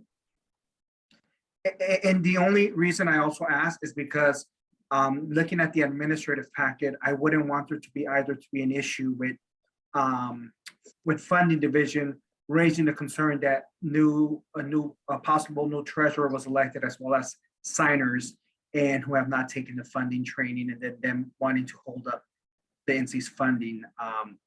That's a little concerning to me as well. So I figured maybe if the administrative packet can be voted on and approved, submitted, and then maybe we can do the selection of officers in July. Just a suggestion. Okay, so then, Scott, your hand is up. Please go right ahead, Scott. I guess to Dean's point, I do want to say, I don't want the letterhead to say Scott Mandel, president, with an asterisk. And I do want the board to know, and I want Lorenzo to know, that a few weeks ago, Randy had contacted me and told me he was traveling and may not be able to do a Wednesday meeting, which would put my chances of winning at an extreme advantage. And I agreed to move it one day forward to tonight, as we are meeting tonight, because I wanted a fair election. I did not want to win because Randy was traveling and out of town. And I just want to make sure everybody understands that. I did agree to move it to tonight, and I was not anticipating a tie. And I think because nobody else was, I don't know what the answer is, but I kind of now don't like the way things are going. And I think it should be, someone should come up with a plan, possibly Lorenzo, to resolve this. There's 3 other board members that aren't here. Would we have a special meeting and only they would vote to make things move quicker? Everyone cast their vote, it's there. We don't then get to change our mind and vote again. And do you need 1 more board member to vote, 2, or all 3 who are absent? So we can come up with something that we could all agree on to move it forward. And if we are still allowed to elect the rest of the officers, which I don't know if we can, if we don't know who the president is, we have some big topics coming up and there's a lot of things in play. And I think we need to schedule a special meeting then as soon as possible to resolve it. But what is the resolve? Is it just whoever of the 3 who weren't here tonight can make it? We just need 1 to show up to a special meeting with a quorum and they cast their vote? That's my question. Lisa, go ahead. So to that, if I may suggest, should we vote again in that maybe 1 or 2 board members, 5, I don't know, would have changed their mind and casted their vote differently? Just so we can resolve this tonight and we don't have to revisit it again, because there are 12 board members present. And right. So if Brandon wants to, or if you want to approve having to go down the list and revoting. Yeah, I think we can vote. I mean, Again. I'm open to just voting again. I will add though, yes, I did contact Scott that I was traveling. However, the ultimate decision to move the meeting was not solely based on that calculus. which I know one stakeholder suggested it was. The other part of the calculus was actually, I had already emailed Lorenzo regarding the, I don't know what you call it, email gate, the email exchange between Lisa Karajian and Scott Mandel. And I was looking, because Scott, number one, had initially asked, he felt that her email was inappropriate and wanted to get input from the city attorney and from the department. And there were other board members who were concerned about Scott's action of taking internal emails and forwarding them to the community, and did that somehow violate something? Because you know, what was the rationale behind that? Was it violating the Brown Act or Code of Conduct? So I echoed the other board members' concerns as well to Dunn. And one of the biggest reasons that ultimately I moved the meeting is because I wanted Dunn, because obviously we as a board know when saw emails started coming in with different stakeholder opinions on this issue, wanting to see what Dunn's position would be so that I could speak to what the concerns of the board members were, and also that Dunn would be able to weigh in and have a position prior to our meeting, which was the ultimate decision. Because clearly, yes, I have traveled and clearly in the past and have had no problem handing the reins of the meeting over to Scott. But if we want to vote again, I think maybe that's a great idea. I saw, oh, Karen's hand was up, but now it's down. And then I see Dean and Brandon. Let's just get this going again. And I apologize for harping on time. We have 28 attendees, and we do have some big topic items on our agenda that I think we should get to. So we should either table this to a special meeting, or we should just vote again. As far as my concern here is, I don't want people voting just so we can move forward with the agenda, because if they switch the vote just so we can move forward, that's not the way to vote. People are they're gonna say, well, you know, I'll vote for Randy this time, or I'll vote for Scott this time, and we may have another tie. Usually, we don't have an even numbered amount of board members. Usually, it's odd number, which is how it should be. But it's a special situation. I don't want people voting just to move the agenda forward. That's not how you vote for a new president. I just wanted to say that, and it's really up to Randy and Scott if you want to take another vote. But I just want to stress that. I would echo Brandon. I think we have bylaws. We're following the bylaws. This is unexpected, unfortunate from timing and the rest of our agenda and everything. But, you know, if one person changes their vote, back to my comment about Scott and the asterisk, you know, one person's going to be isolated. You know, that's just, we voted. We need to let Lorenzo research this and figure out what our solutions are, or if 3 attendees didn't make it, is it just their votes?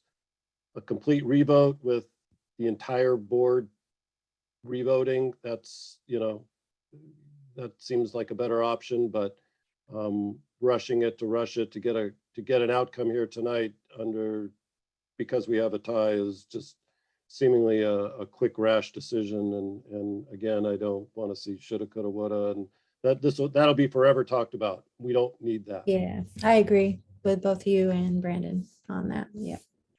Yeah. We have 3 attendees with their hands up. Because this is very unusual, I don't think it would be a problem to give them each 1 minute. This is not what we expected. It's already 8:40. You might as well after Jeff speaks, my suggestion would be to hear from the public and see. It's not a public issue. Well, it's public comment. There's no comments. This is about voting. We voted. We have a problem amongst the board and our bylaws. The public isn't voting here. They've commented. We respect their comments, but that's not what we're doing here. We're voting, and further public comment, they don't have the right to vote at this point. They never did have the right to vote. So that ship sailed. No disrespect, but we're following the bylaws.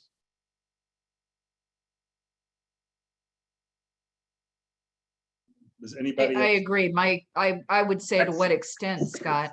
Oh, let me just point of order. Actually, the bylaws chair has his hand up. So if we're talking about bylaws, maybe we should let Jeff Hartwick take the lead on it. Yeah, I just Googled actually tie breaking an LA City Council, and it popped up the Empower LA link, and it said if a neighborhood city council during a neighborhood city council election, if there's a tie for a neighborhood city council seat, it's adjudicated by the drawing of straws. So I don't know, Lorenzo, if there's a similar tradition or process for an internal neighborhood council election, if it is settled by the drawing of straws or not. So that's something that maybe you could look into for us. Thank you. Yes, and I'll look into that for sure, and I'll get back to you. It's just whether or not, if the board wants to proceed tonight. If the board proceeds with, a vote tonight, then I'll still look into it just as, information for the board, but it really depends on what the action the board wants to take tonight. To Jeff's point, I'm not sure if it was Toluca Lake. I was watching elections of another board, and now that reminded me there was a tie. And I think Gibson either tossed a coin or drew straws for the tiebreaker, and it was resolved that night. It might have been Toluca Lake. There's nobody here from Toluca Lake. But as far as the public comment, I still think, because this is so unusual, and because Randy actually conceded and then came back, I don't see what the harm is to have 3 minutes from people who are witnessing this, because it's just as important to them. They showed up and they all weighed in already. I mean, if you guys don't want to do it, that's fine. But I mean, this is a very unusual night with a tie, with the president conceding, and then some more talk about how to resolve the tie. Right, just a point of order as it relates to public comment. Because public comment was held in closed, if it's the will of the board to reopen public comment, it can certainly be reopened. However, all members of the public will need to be afforded the same opportunity to provide public input if they so wish to. So just wanted to make the board aware of that. So while we do see that there are 2 attendees or 3 with their hands raised, it could be that 4 or 5 others may raise their hand afterwards. So everybody would have to be afforded that opportunity. Well, Lorenzo, wouldn't we be reopening public comment anyway? Because if a board member if we made a motion to table this or if a board member decided to table this and that was something we had to vote on, that then opens up new public comment. Am I correct? That is correct. Yes, if there's a new motion on the floor. So that would, number one, that would open up public comment anyway, because that's what we'd have to do.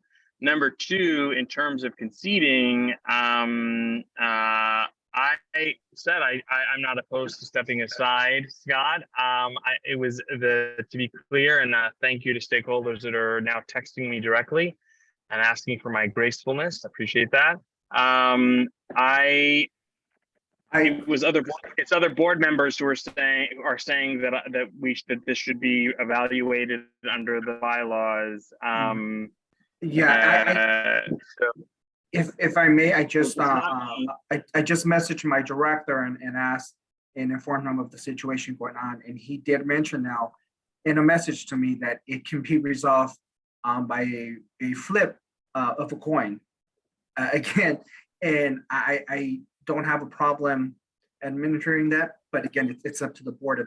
If the board feels that that's what they want to do tonight, we can certainly do that. If not, we can wait for other members to be present to vote. It really depends on the will of the board. Scott, you got a weighted coin? Well, don't we need to present a motion to the board to resolve this by a coin flip and have the board vote? It's not up to me. That's correct. That's why I said it. So who's the will of the board? If the board decides which will then open up more public comment, which is fine. To be clear, I've never shied away from public comment. So what are we proposing? Must it be resolved? And if so, then the coin toss, or what's the other? I still am not clear on if we do not resolve this tonight. I have not heard anyone articulate, whether it's Lorenzo or anyone else, what we do to resolve it. And I say go puppet votes. I'd like to at least get that.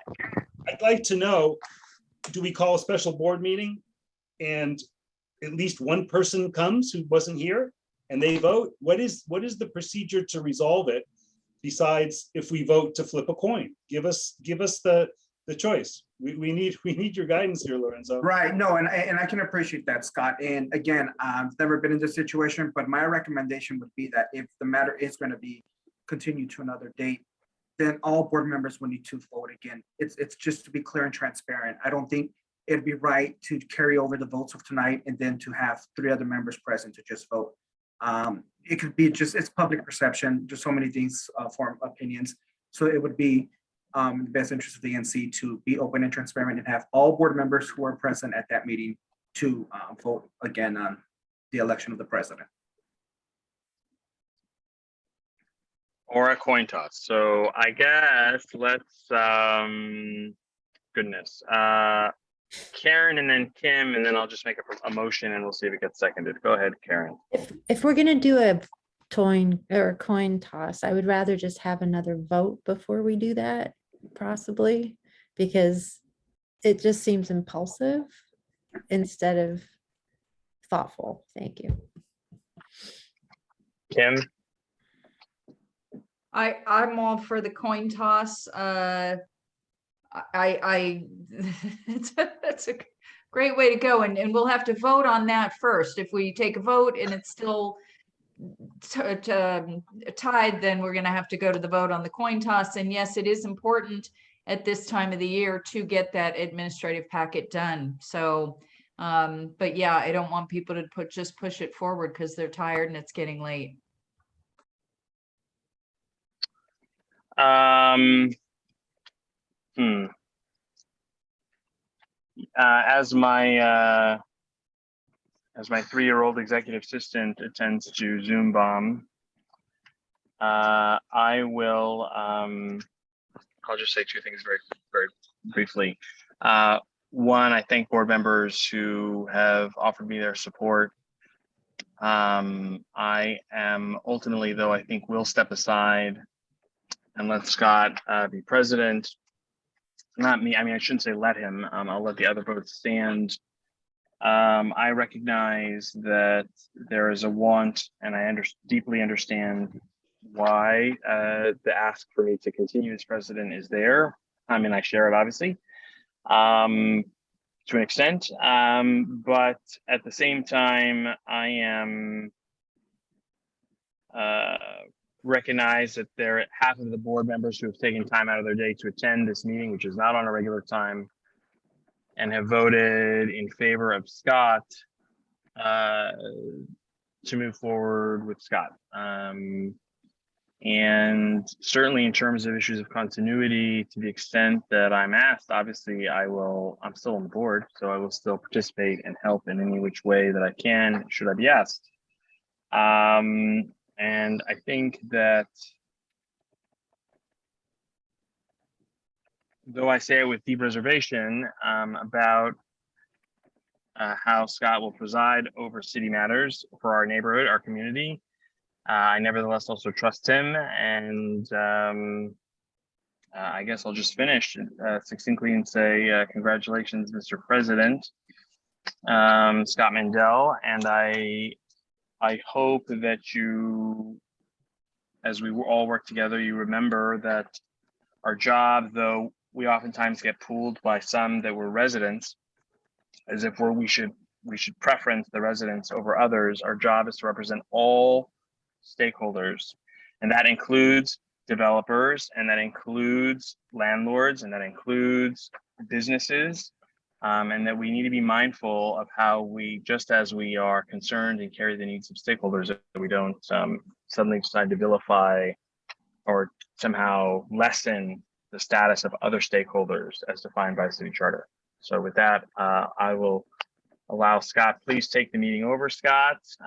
Continue on the agenda, elect your officers. And again, I hope everyone can just respect my request and we will move forward. Is that okay, Lorenzo? Does that work for you?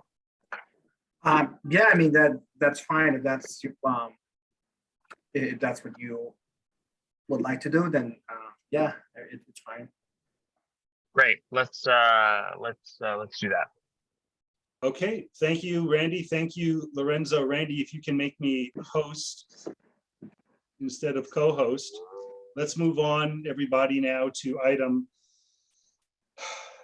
7A, we're going to have nominations for who wants to be vice president. So in continuing with how we just did the first round for president, does anyone want to nominate someone for vice president? I'll nominate Ira Gold if we'll take that. I'll accept. Thank you. And second, will anyone second that nomination? Second. Anybody else want to nominate themselves or somebody else for the position of vice president? I'll nominate Brandon Marino.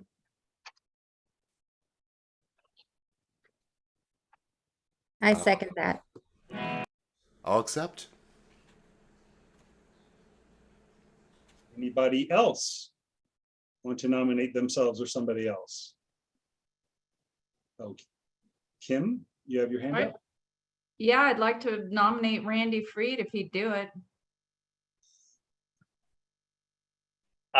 Sure. I would do it. Oh, this is going to be a long night. Okay, so we have 3 so far for vice president. Do I have a fourth? No. Okay, so really quickly, I was so shell-shocked by that nomination. Who nominated me? Oh, I did.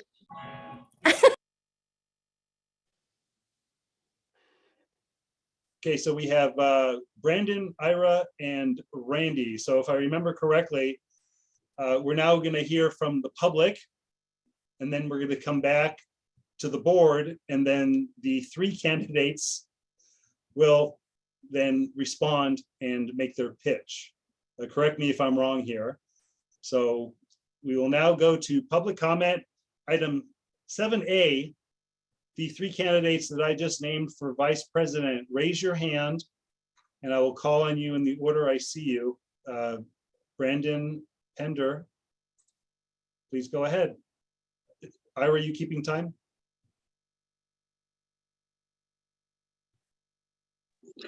Oh, well, since you moved on, that's okay, because we're not even talking about that. We're talking about the vice president. So I'm sorry, I should have put my hand down. Okay, thank you. Going down the list, Bass for mayor. Go ahead.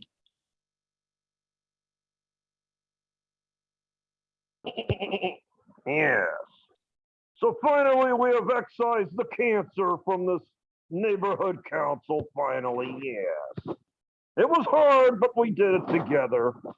Yes. Randy Fried Chicken, doing business as Randy Fraud.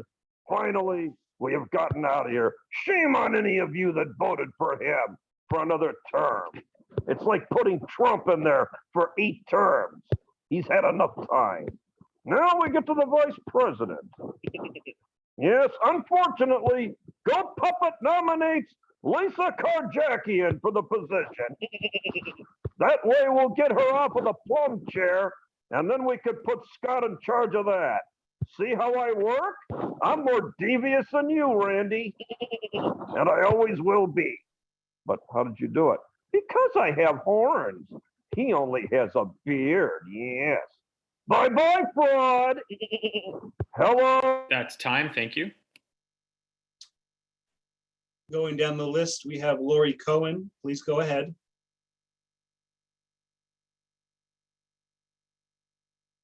I don't need to speak. I was going to make a comment about the vote, but you've settled it. Thank you. And we have Sandy. Go ahead, please. Hi, I'd just like to put into the mix that Ira Gold, I'm very happy with. I've been getting replies on every email that I reached out to the board, and he's written me back and really replied to all of my concerns and the community's concerns. So I just want to put that in the mix as well. Thank you. Not seeing any more hands from the public. Let's now move to the board for comments, discussion regarding our 3 vice presidential candidates. Does anyone have any questions or points to make like we just did for the presidency, raise your hand. If you want to ask one of the three candidates to respond to something, or we're just going to let them make a pitch without any questions or comments from the board. Are all your mute buttons stuck? Karen?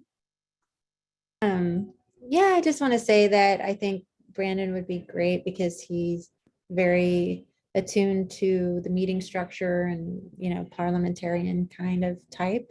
So I think that kind of office would be suitable for him. Thank you. I see, did I miss Luis Oliart? I'm sorry, Luis, you have a minute. Go ahead. Hi, during my term, I wanted to say that Brandon Marino created a manual when I was asking, he's probably in the works of doing that anyways, but I felt like I was in the dark and coming from a corporate background, et cetera. I said I needed that guidance. He put it together, and with the brass tacks and technical things and the successes of the homeless committee, as far as my go-to person, Brandon was very, very supportive of me during that. Ira Gold was also someone who asked a lot of questions and was more engaged on the level of with the community and was referring people from the community to me for me to help them and asking all the questions, so engaging with the people. So I just wanted to bring those two things up, and both men were very effective and helped me in two different ways. And Scott, you were the person that with the reputation that came before you, you were the only person and the first person immediately who helped me with agendas. That's 1 minute, sorry. Thank you, Luis, for those kind words. Any other board members with their hands up? If not, let's just hear from each of the vice presidential candidates. There are no incumbents to go first, at least in that office. Does anyone want to volunteer to talk first, or do we? Brandon raised his hand. Go ahead. I guess I can do it. I feel so left out that nobody cares about the vice presidency. It's such an important job. Yeah, I've been a secretary for a year. I've been on the board for a year. It was quite an ordeal. It's quite an experience, not an ordeal, but an experience. The first couple of days, I was quite literally voted onto the board, then made secretary of the board, and then given the outreach committee. And it was a whirlwind of about 3 or 4 months of me making a lot of mistakes and apologizing for them. And I'm not against apologizing. When I screw up, I'm the first one to apologize. And I'm also the first one to give credit. The idea I had about the Major Projects Committee, one idea that Adele Slaughter actually gave me was one member of each committee is a part of that larger committee. So all committees have a say-so. And it can be an ad hoc, like Scott said. It doesn't have to be a standing committee. Ad hoc doesn't have to be a month. It can extend for quite a duration. I believe they disband after the new board is seated, but then it can be brought back up again. So in terms of parliamentary procedure, yes, I've got a couple of Robert's books right here. And I like procedure. I think it creates consistency and normalcy. I think we should all follow Roberts, at least to a certain extent. It's pretty complicated, but we should. It would make things go a lot quicker and a lot smoother. And it would make it a more palpable meeting for the stakeholders who usually drop off around 9 o'clock. The meeting would be a lot shorter, and it'd be a more enjoyable experience. So in terms of the technicalities of, and the procedural stuff, I can handle that just fine. And in terms of Randy, been there, done that. This guy knows everything. He's got a wealth of experience. And Ira, I mean, he's in the mix with absolutely everything. Anything that we're doing, Ira's right there. So, he's Mr. Active. He's part of everything, and I appreciate that so much. So, whoever becomes vice president is going to be an asset to this board. That's all I have to say. Thank you. Ira, go ahead. Thanks, Randy. Brandon, thank you for those kind words. Organization and communication. So I am very much interested in providing more organization and maintaining the communication and expanding the communication that the board has been having with the stakeholders. So when I joined the board, I was noticing that these emails were coming in and nobody was replying. And if they were replying, they weren't replying publicly, at least to the rest of the board. And I started taking it upon myself to reply, at least with an acknowledgement. And I've gotten many emails just thanking me for an acknowledgement. I think that's something that we should all be doing. I think as vice president, I would either take it upon myself or chat with Scott and maybe assign someone or open that position up, because every stakeholder deserves a response. And I think that we are seriously lacking in that.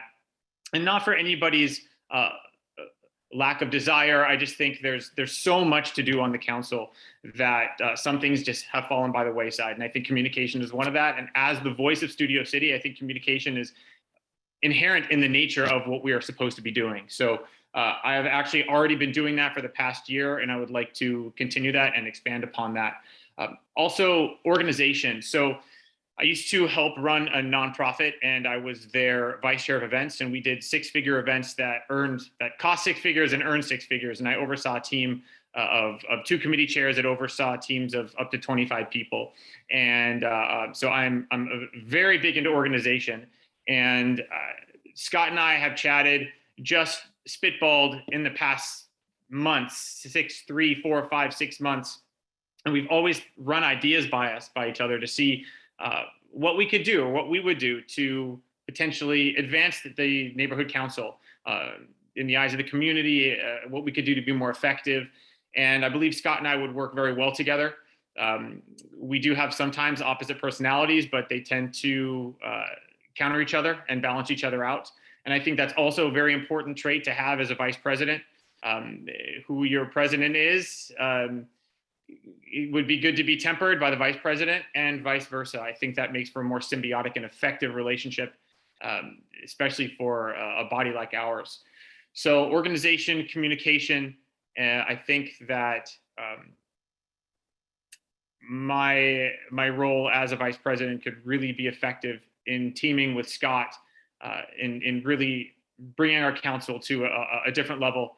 And thank you very much for the nomination. I appreciate that.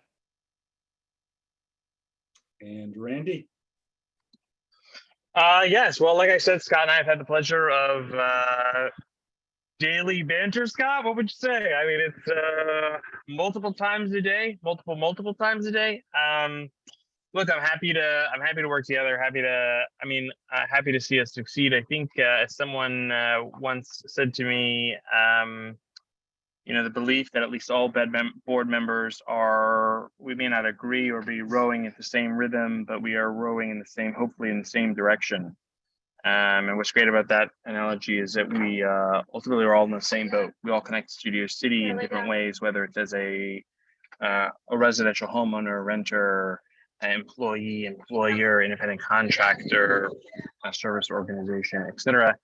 But we all in some way or another, this community is part of our home. And so I'm happy to lend my my knowledge. Brandon, I certainly absolutely do not know everything there is to know. But I'm happy to lend my support to our new president.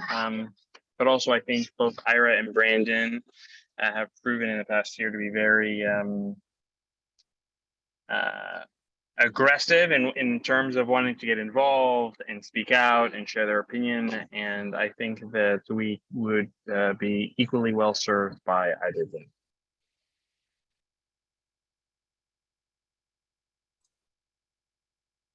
Okay, board members.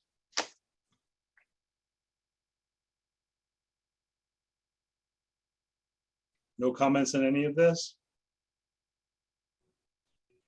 They already commented. Yeah, we have three pretty good candidates here. So I guess we go to a vote now. Is that right? Yes. All right. Okay, we're voting for vice presidents. The choices are Ira, Brandon, or Randy. Once I'm done with the count, I will verbally reread the votes. If there's any objections, please state it right away. So here we go. Kim Clements. Randy, Dean Cutler. Randy. Randall Freed. Brandon. Oh, okay. Ira Gold. Ira Gold. Okay. Jeff Hartwick. Jeff Hartwick. Randy. Lisa Karagian. Lisa? Sorry, Brandon, That was for me or Randy? Brandon. You, Okay. I didn't hear it correctly. Scott Mandel. So again, the chair, to maintain appearance of impartiality, will not vote on motions unless chair's vote will affect the outcome.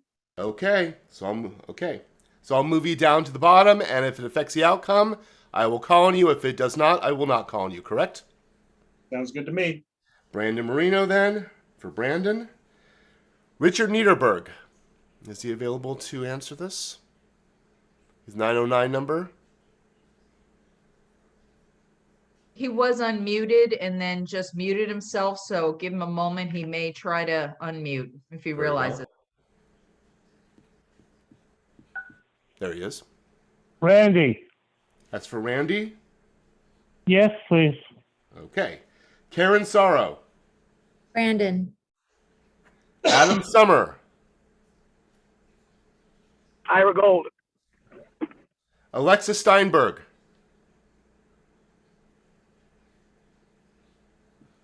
Alexa? Is she still with us? I don't think so. Let me take a quick look here.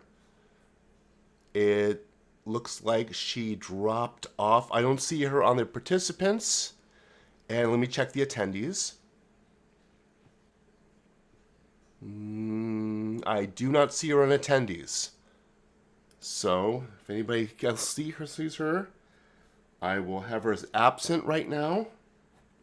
I think she had a schedule conflict, so she might have dipped off into another meeting. Okay. So, let's see what we got here. We have Kim Clements for Randy, Dean Cutler for Randy, Randall Freed for Brandon, Ira Gold for Ira, Jeff Hartwick for Randy, Lisa Karagian for Brandon, Brandon Marino for Brandon, Richard Niederberg for Randy, Karen Sorrow for Brandon, Adam Summer for Ira. My God, we have another tie. 4-4-2. That's 2 for Ira, 4 for Brandon, 4 for Randy, and this leaves Scott Mandel with a tiebreaker. Are you kidding? I am not kidding. Look. Alexa. What are you asking Amazon for advice? Big tech's not going to help you here, Scott. Oh, you're talking about our Alexa. Yes. Okay. Your first executive decision. Hey, you can't lose either way, so. Well,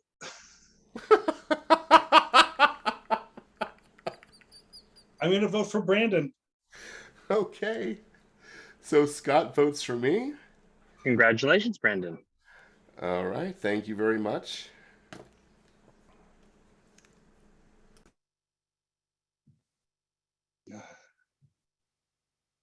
Okay.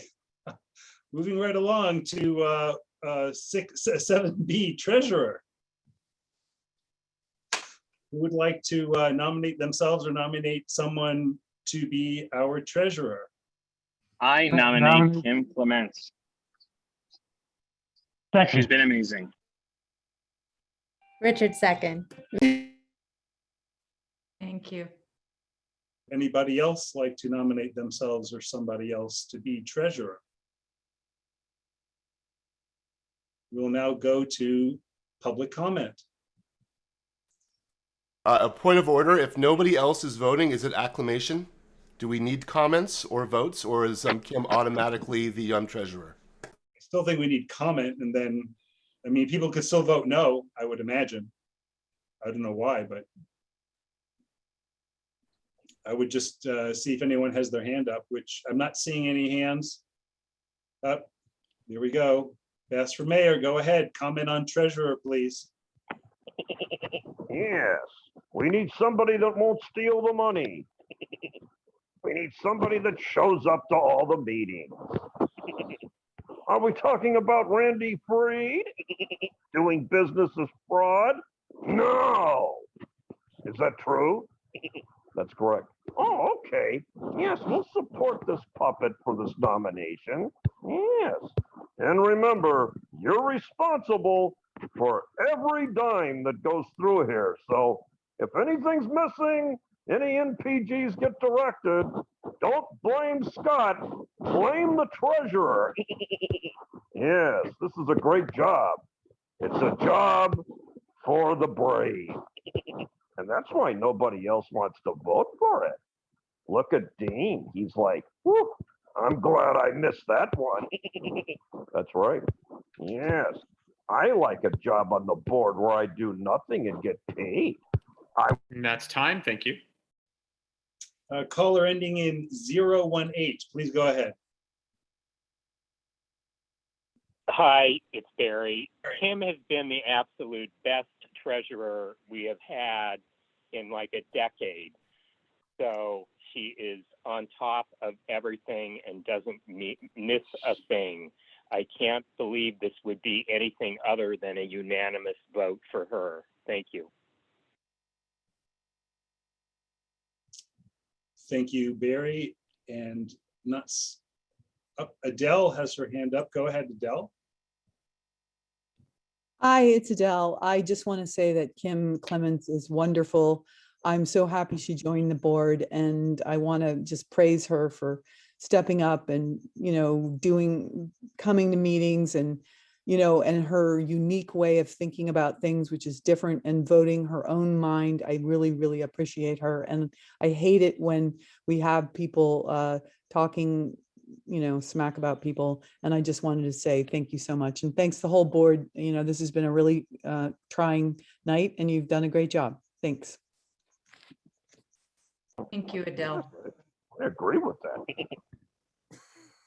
And that's it for public comment. I assume we can just vote. So so who calls the vote if we don't have a secretary? You do. Okay, thank you for that. We're voting here for treasurer, Kim. So let's go down the order. Jeff Hartwick. Yes on Kim. I will not vote. Dean Cutler. Yes on Kim. Brandon. Yes on Kim. Ira. Yes. Kim. Yes, thanks. Karen. Yes, thank you, Kim. Lisa. Yes. Randy. Yes. Adam. Yes. And Richard. Yes, I'm Kim. And I will break the tie and vote yes. Congratulations, Kim, and thank you for agreeing to do this again. Yeah. We're now on to 7C, secretary, the position that Brandon used to hold. Does anybody want to nominate themselves or nominate someone else for secretary? I nominate Ira Gold. Thank you, but I will pass on that. I appreciate the nomination. We still need a secretary. Would anyone like to step up? I nominate Jeff Hartwick. I will thoughtfully decline. I like where I'm at corresponding secretary, but thank you. Appreciate that. We're going to get into uncharted waters for me, because if nobody volunteers, can I force somebody? Yeah. Huh?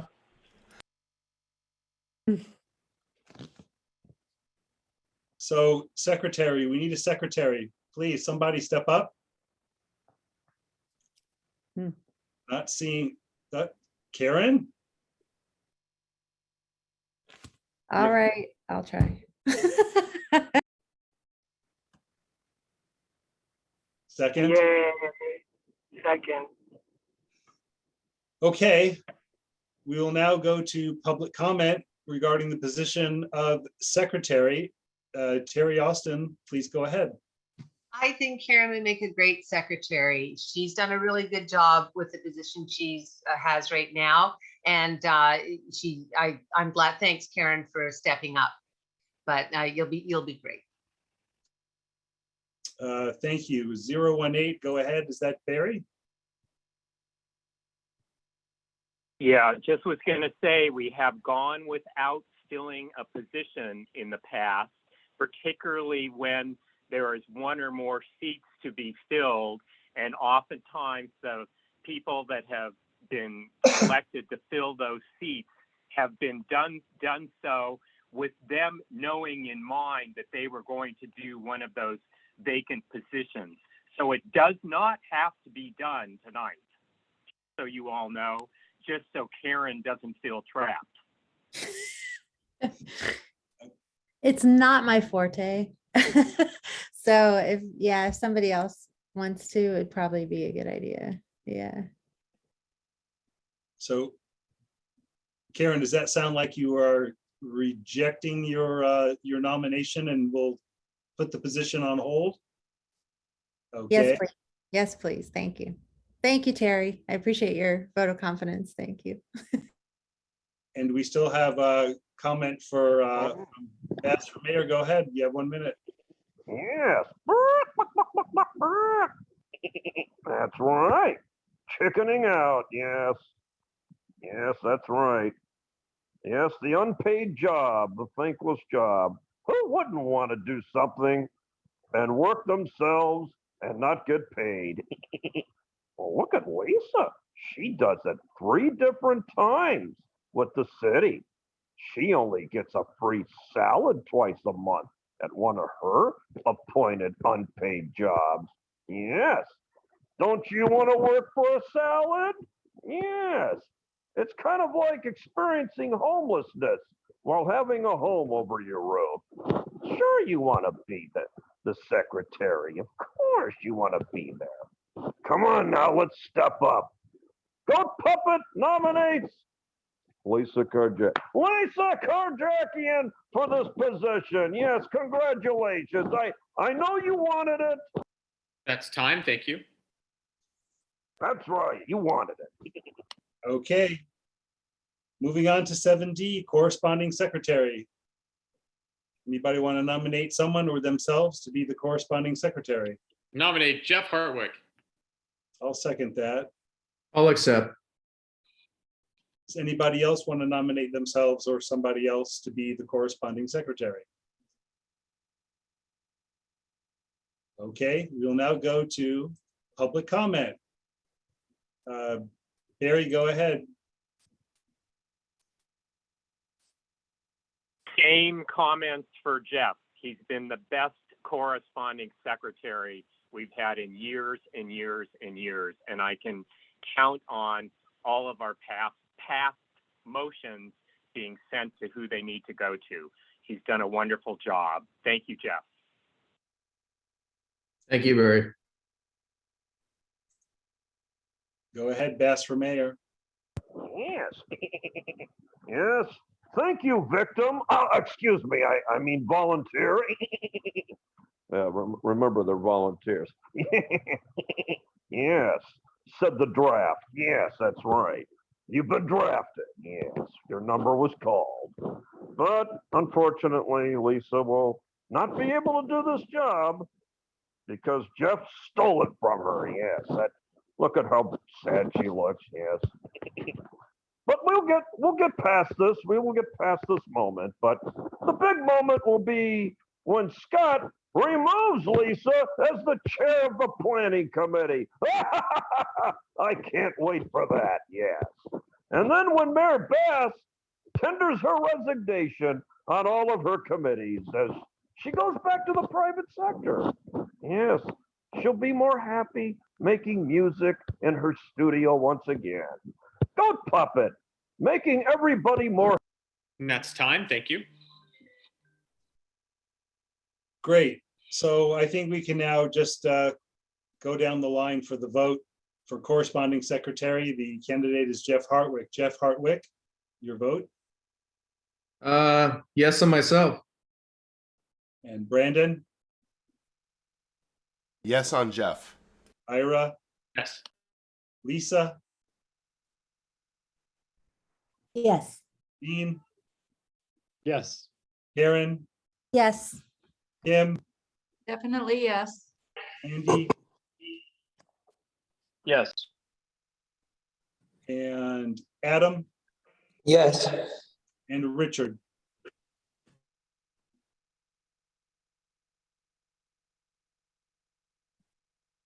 Richard?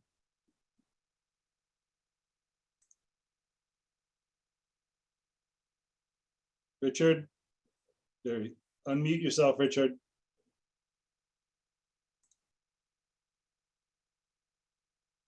One more second. Richard, can you hear us? Can you unmute and vote for Jeff? Okay, in the interest of time, we're just gonna move along.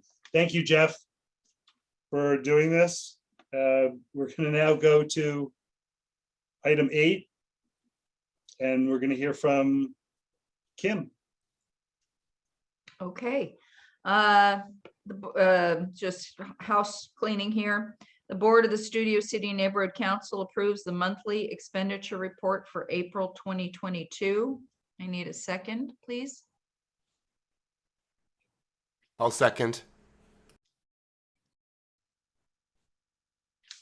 Now, we don't have a secretary, so, right? So I've actually got this all printed out, so if Scott's okay, I'll just continue doing it for this night because it's already printed out. Thank you. Yeah. fantastic. Also, very quickly, Dean, you have all your training complete? Yes. Very well. Good. Great. So there's been some, I don't want to say controversy, maybe confusion of whether we go to public comment on our monthly expenditure reports. On some meetings we have, on some meetings we haven't. I don't know if Lorenzo is still listening, but I was under the impression we do go to public comment on each item. And this is the monthly expenditure report. So unless he chimes in otherwise, we will now go to public comment on that. 018. Barry? Hi, I was just going to say, in the past, when we've been out without a secretary, the president has asked for somebody to do it, to take the votes, and it's usually been either the vice president or the corresponding secretary. So it looks like Brandon's volunteered, but I just wanted to say that has indeed happened in the past. Thank you.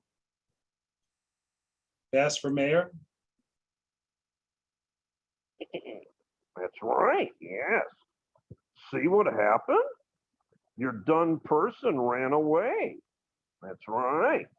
Because he knows that the fraud of presidency is over here. And he's running back to Raquel Beltran to tell him the bad news, yes. They even moved the meeting till Thursday night to try to trick Goat Puppet. But he's not fooled, is he? No, thank you for reminding me. That's right, I'm watching all of it. I was at the Lincoln Heights NC tonight, doing some good work for Gil, soon to be retiring by election defeat Cedillo. Yes, that's right, big changes coming. Yes. Will Lisa step down from the plum chair, or will Scott be forced to make that call? I hope that we can come to an amicable resolution of this terrible situation. That's time. Thank you. Do any board members have anything to say about this monthly expenditure report? If not, we will just vote. Jeff Hartwick, Yes. Brandon, Yes. Ian, that Dean? Dean, Yes. Karen, Yes. Kim, Yes. Lisa, Yes, Ira, Yep. Randy, Yes. Adam, Yes. Richard. Can you vote on this monthly expenditure report? I think Richard's can't vote on this because one of his trainings has expired. I think it's ethics, so he would not be able to vote on any expenditure reports or financial things this month. Okay, did not know that. Sorry about that. I should have mentioned it. I hope Richard knows that. He does. He was emailed today. Okay. Lorenzo has been in contact with him. Thank you. Kim, number 9, please. Sorry. The board, did we go fully through that vote? I think We so. did, okay, okay. The board of the studios motion, the board of the Studio City Neighborhood Council approves the monthly expenditure report for May 2022. Need a second? I'll second. Thank you. And on to public comment. I see Bass for Mayor. Go ahead, please. You have 1 minute on this expenditure. Look at what we're doing. We're catching up. See? This is what we're going to be doing now. Look at that. We're almost up to June. Yes. Now, unfortunately, I don't see this on my screen. I can't take a look at it. But the Lincoln Heights Neighborhood Council put the whole thing on the screen so I could see it. And when I have committee meetings, I have video privileges. But Randy takes them away at these regular meetings. Hopefully, you'll be able to see my pretty face and my pretty yellow horns once again. Yes, I can see you, but you can't see me. So yes, I recommend you approve it. That's right. Good, I second. Any objection? Motion passes. Okay, let's vote. Jeff, Tough decision, but yes. Brandon, Yes. Dean, Yes. Aaron, Yes. Kim, Yes. Lisa, yes. Ira, Yes. Randy.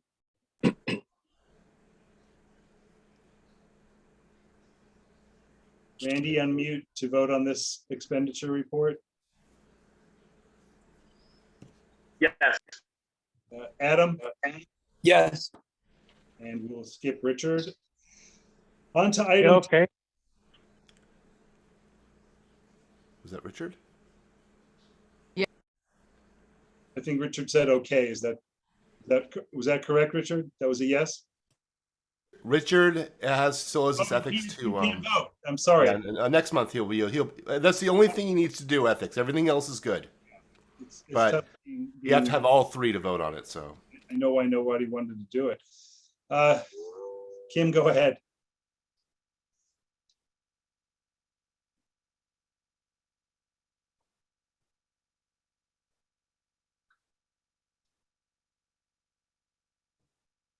God, I was muted the whole time. I apologize. Hold on 1 sec. I don't know how that happened. Ira was kindly sharing the screen before so that people could see this. I don't know if we should bring this up, if Ira's able to do that or someone is. I mean, obviously it's been looked at and the link is there. Which one would you like me to bring up? The budget You for got it. Give me 1 2022, sec. 2023. Basically, I'll let you all know, we are starting out with the 32,000. There is a 10,000. If you can go to one more page, Ira. There we go. Thank you. We will be notified around August 1st of the $10,000 rollover funds. So this had to be devised with only the 32,000 at this time. And the essence is just to get something on the board. I did speak with various chairs, including I reached out to Brandon about outreach and tried to ascertain the best thoughts on where the budget needed to go and what expenses would be coming down the pike. So for now, this is just to get us started, to have something in place so that we can roll into the new fiscal year with a budget in place. So if anybody has questions, I'm happy to field them. Otherwise, I can read the motion and go forward. I just wanted to clarify, you haven't included the committee expenses yet? No, I did. They're there. On the next pages, if Ira wants to roll through, this starts out office operational, goes to outreach, and then election. We will have an election coming up. Those numbers were devised from the prior elections period budget. So all of this can be adjusted and certainly will change with the 10,000 and as things are finalized this fiscal year as well. And I can talk about the numbers. I have numbers from what we spent in this past fiscal year, but in the essence of time, happy to maybe slate that for the new fiscal year. We can talk about it in July, unless anyone would like to now. Just one question. We're going to carry over $10,000? We will know about August 1st from the clerk's office. They will give us official notice around August 1st. So the 10,000 rollover, we are expected to get it. We did not spend the full budget. It's expected, but we were not able to go forward with a $42,000 budget at this time because it has not been formally, we have not been given formal notice. The estimate of what isn't getting rolled over but going back to the city? We spent, let's see, there was about a little over 24,000, about 24,000 and a half remaining. And we actually would have been closer. However, 5,000 that we voted on for the Studio City Beautification Association, there's a big backstory on that. That it was put in for payment. It was denied because the invoice was not written to the absolute finite degree that they wanted. It included an extra line of the total amount of the project. It did clearly state what was due from us, what was due from matching funds. It was denied. And unfortunately, that was put in for payment on the 25th. The denial came on the 27th and was missed amongst a flurry of emails. I have thought on this. I did have the invoice revised after, but June 1st was our cutoff date. I am actually appealing that, going to the city clerk with it. So for an appeal, because 5,000 is a lot of money for us to have lost from the out of that budget and that we have to take on in this fiscal year. So the whole thing was a mess. And again, I'm giving you a shortened version again in the essence of time. I'm happy to discuss things more, now if people want, or next meeting, and hopefully be great if I can get that denial overturned. Thank you. But yeah, doubtful. Just judging how it all works, and I'll share with you later at some point too, the full scope of it's really incredible. It's tough. It's tough unless you get everything right directly in their tiny little box, that bullseye right in the middle. So this was, in fact, they were given too much was the problem. So we will have 10,000 out of that. We lost, I shouldn't say lost, we didn't spend then 9,000. And I personally, I don't believe that we need to spend every dime if we don't have worthwhile things on the table. It's my feeling anyways. It's taxpayers' dollars, and if it doesn't come through this year, it doesn't. It's not like we didn't vote on things and there weren't things before us. So maybe getting more community, more notice out there to the people that we do have funds that are available, I agree. Well, we had a lot of events canceled too, so that was part of it, so. That's true. That is true. Yep. Okay, thank you. I didn't do public comment on this one yet, did I? No, she hasn't actually. Well, there's been no motion yet. She was just going over it, and there's been no Okay, second to the That's motion. fine. Okay, motion. Oh, yeah, you Board haven't of read it. Studio I'm City sorry. Neighborhood It's getting late. Council. I'm sorry? Go ahead. Motion, the Board of the Studio City Neighborhood Council approves the 2022-2023 budget. You need a second, please?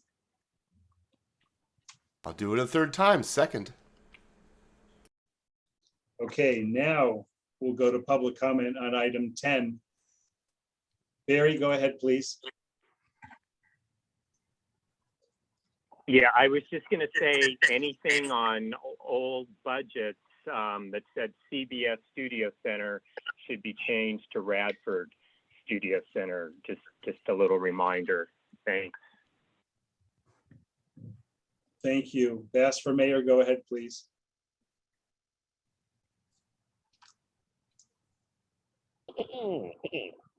So as you can see, like the Sacramento legislature, this is a placeholder budget. Yes, it's a phony budget.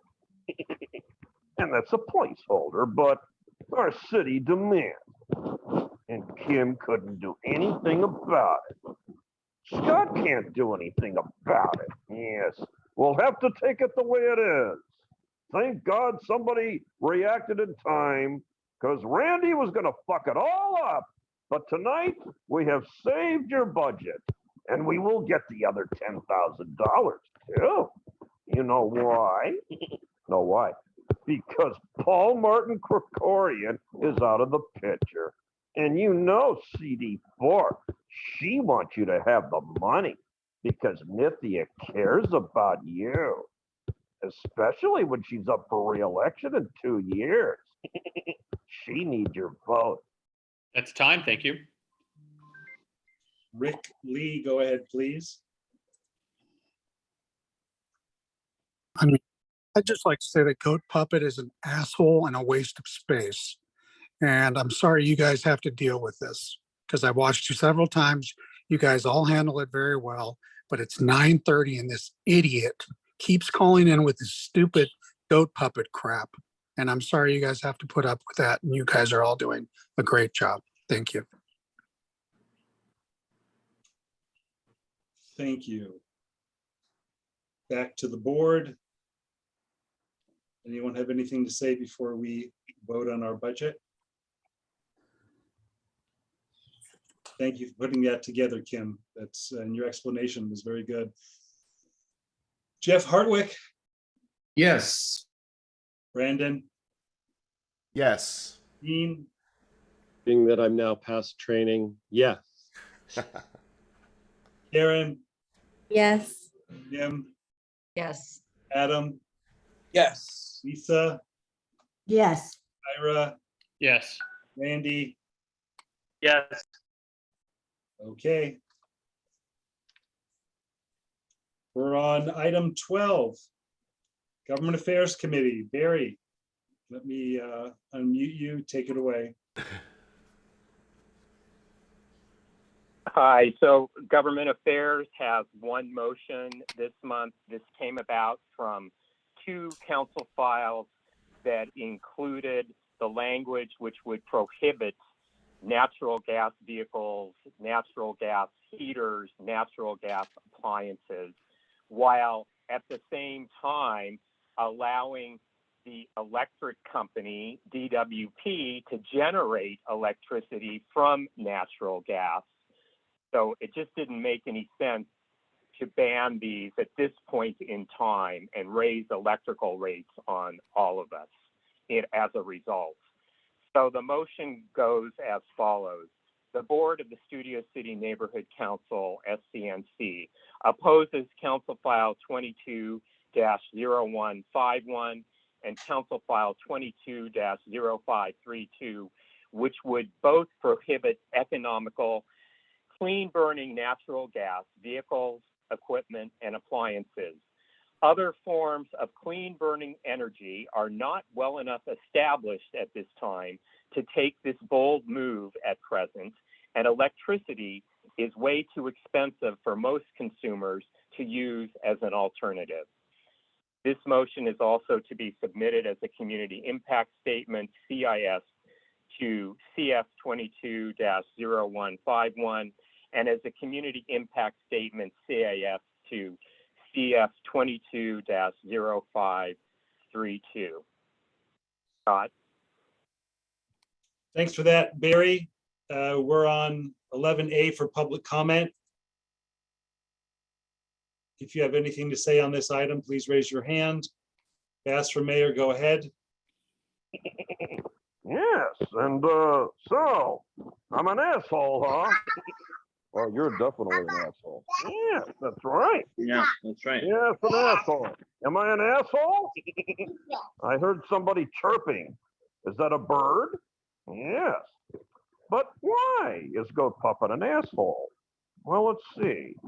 Maybe the day that Randy limited the public comment to 1 minute for the whole meeting one time by trying to bunch everything. Maybe that's what made Goat Puppet an asshole. Or maybe not being able to speak to a city council without a vaccine card at City Hall. Maybe that's what made Goat Puppet an asshole. Any other ideas? Your friend's getting illegally arrested 5 times? Yes, maybe that contributed to it. Oh, I don't know.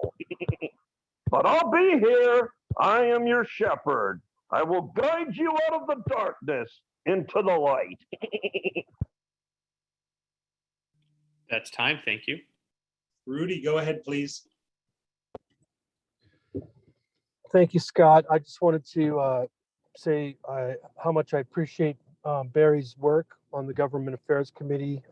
It's longtime Studio City Neighborhood Council stakeholders like Barry that shine a positive light on this community.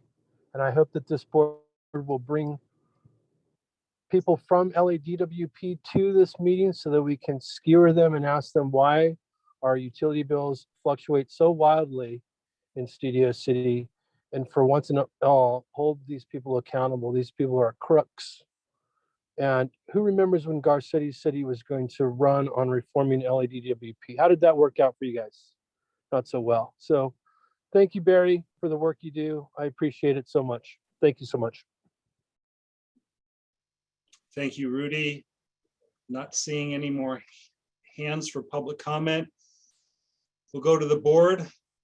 Anyone have any comments, questions, discussion regarding the motion at hand? Jeff, please go ahead. I support this motion. It seems like government tends to do whatever it can do to make things more expensive. It's going to increase costs for developing housing at a time when we actually need more housing. It's more unnecessary regulation. Natural gas is clean burning. Our whole grid would fall apart without natural gas. It doesn't make any sense to do away with this in future construction. So this is yet another unnecessary rule that we should oppose. Thank you. Thank you, Jeff. Anyone else want to make a comment? I'll make a brief statement. This is very suspicious to me because the city is forcing more electricity use from the city-owned utility, as we've all read in the paper. Our Department of Water and Power is embroiled in scandals. There's been charges. I think someone's been jailed or pled guilty, and they're waiting for what happened. It's a complete mess. They overcharge us and then give money back to the city. So the city is actually double dealing by forcing more electricity use to raise the rates to give money back to the city. And lastly, if you go to the Department of Water and Power's website, and I am there right now, natural gas makes up 27% of the electricity. So they want to get rid of gas and go to electricity that is generated by gas. 21% comes from coal, 14% nuclear. And as we know, the coal is going to go away. The Intermountain plant in Utah is converting to natural gas very soon. And Diablo Canyon may not have much longer to go for the nuclear. I totally support what Barry is presenting here, and if there is a tie vote, I will gladly break that tie. So if nobody else has any hands up or wants to make any comments, we'll just go for the vote. Jeff? Yes. Dean? Yes. I'm sorry, was someone had a hot mic? Dean, what was that again? Yes. Thank you. Karen? Yes. Kim? Yes. Brandon? Yes. Adam? Yes. Lisa? Yes. Ira? Yes. Randy? Yes. And Richard? You can vote on this, Richard, if you unmute yourself. Yes. Thank you. Yes. Thank you, Richard. Yes. I just did. Got it. Thank you. Moving right along. 12. So number 12 is actually a typo. It's transportation, but the motion is actually there in error. That's my bad. It was not voted on by the Transportation Committee because Public Safety had voted on it a few days earlier, and we felt in committee that the motion that you see under 14A was better written.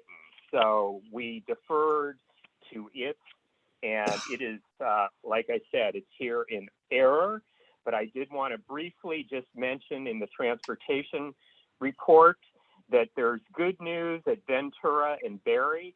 The signal apparatus is now going in on the north side of Ventura. So could it be that after 6 or 7 years that this signal may soon be activated? Time will only tell, but it's looking closer and closer. And two other issues that I just was going to briefly mention. We have been following the traffic nightmare around Walter Reed Middle School faced by some of the residents living near the school. It is still a work in progress. We got the school board member to intervene a couple of months ago. It's still not to where it should be, but I was told yesterday by a couple of the residents there that the traffic department was out talking to the principal and vice principal yesterday or the day before. So, and even though school is out now this week, it looks like they're trying to address the issue for when school reopens in mid-August. So we can only hope. In the meantime, last month, we also had a similar situation from residents around Carpenter Avenue School, and we're going to take the same approach with contacting the school board member on that one as well. And hopefully, at least we have some time on our hands with school out right now. Hopefully, we can get both resolved with both having significant new traffic management plans around each school by mid-August. So that's the transportation report. Thanks. Thank you, Barry. That's great news. Actually, I have a question. Maybe Randy, did Lorenzo already leave? Brandon, do we, for just a committee report, when we didn't deal with a motion, do we have to go to public comment? No, it's not an actionable item. It was just a report. And 12 was removed before discussion. Yeah. So the committee report was not part of a discussion for item 12. Then Karen, take it away for item 13, cultural affairs.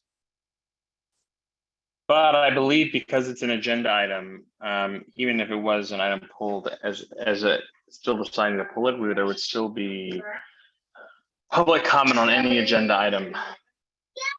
Huh. So we actually came up, hello? We got to go back and give, Got to give it what? I got to give public comment to someone on the previous item, even though we Oh, didn't. no problem.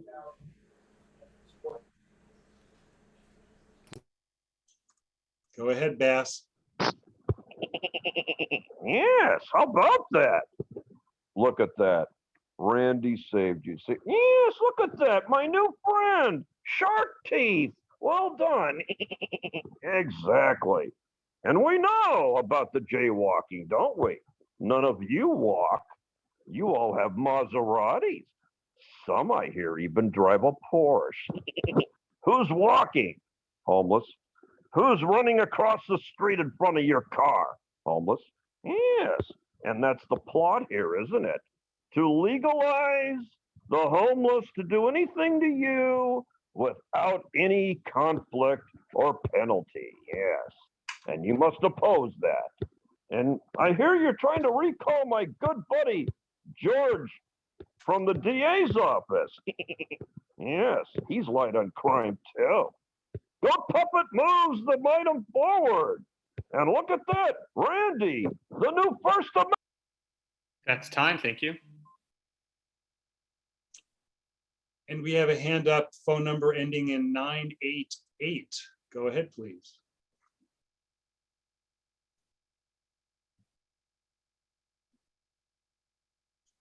Hello. Everyone can hear me? Yes, we hear you. Thank you very much.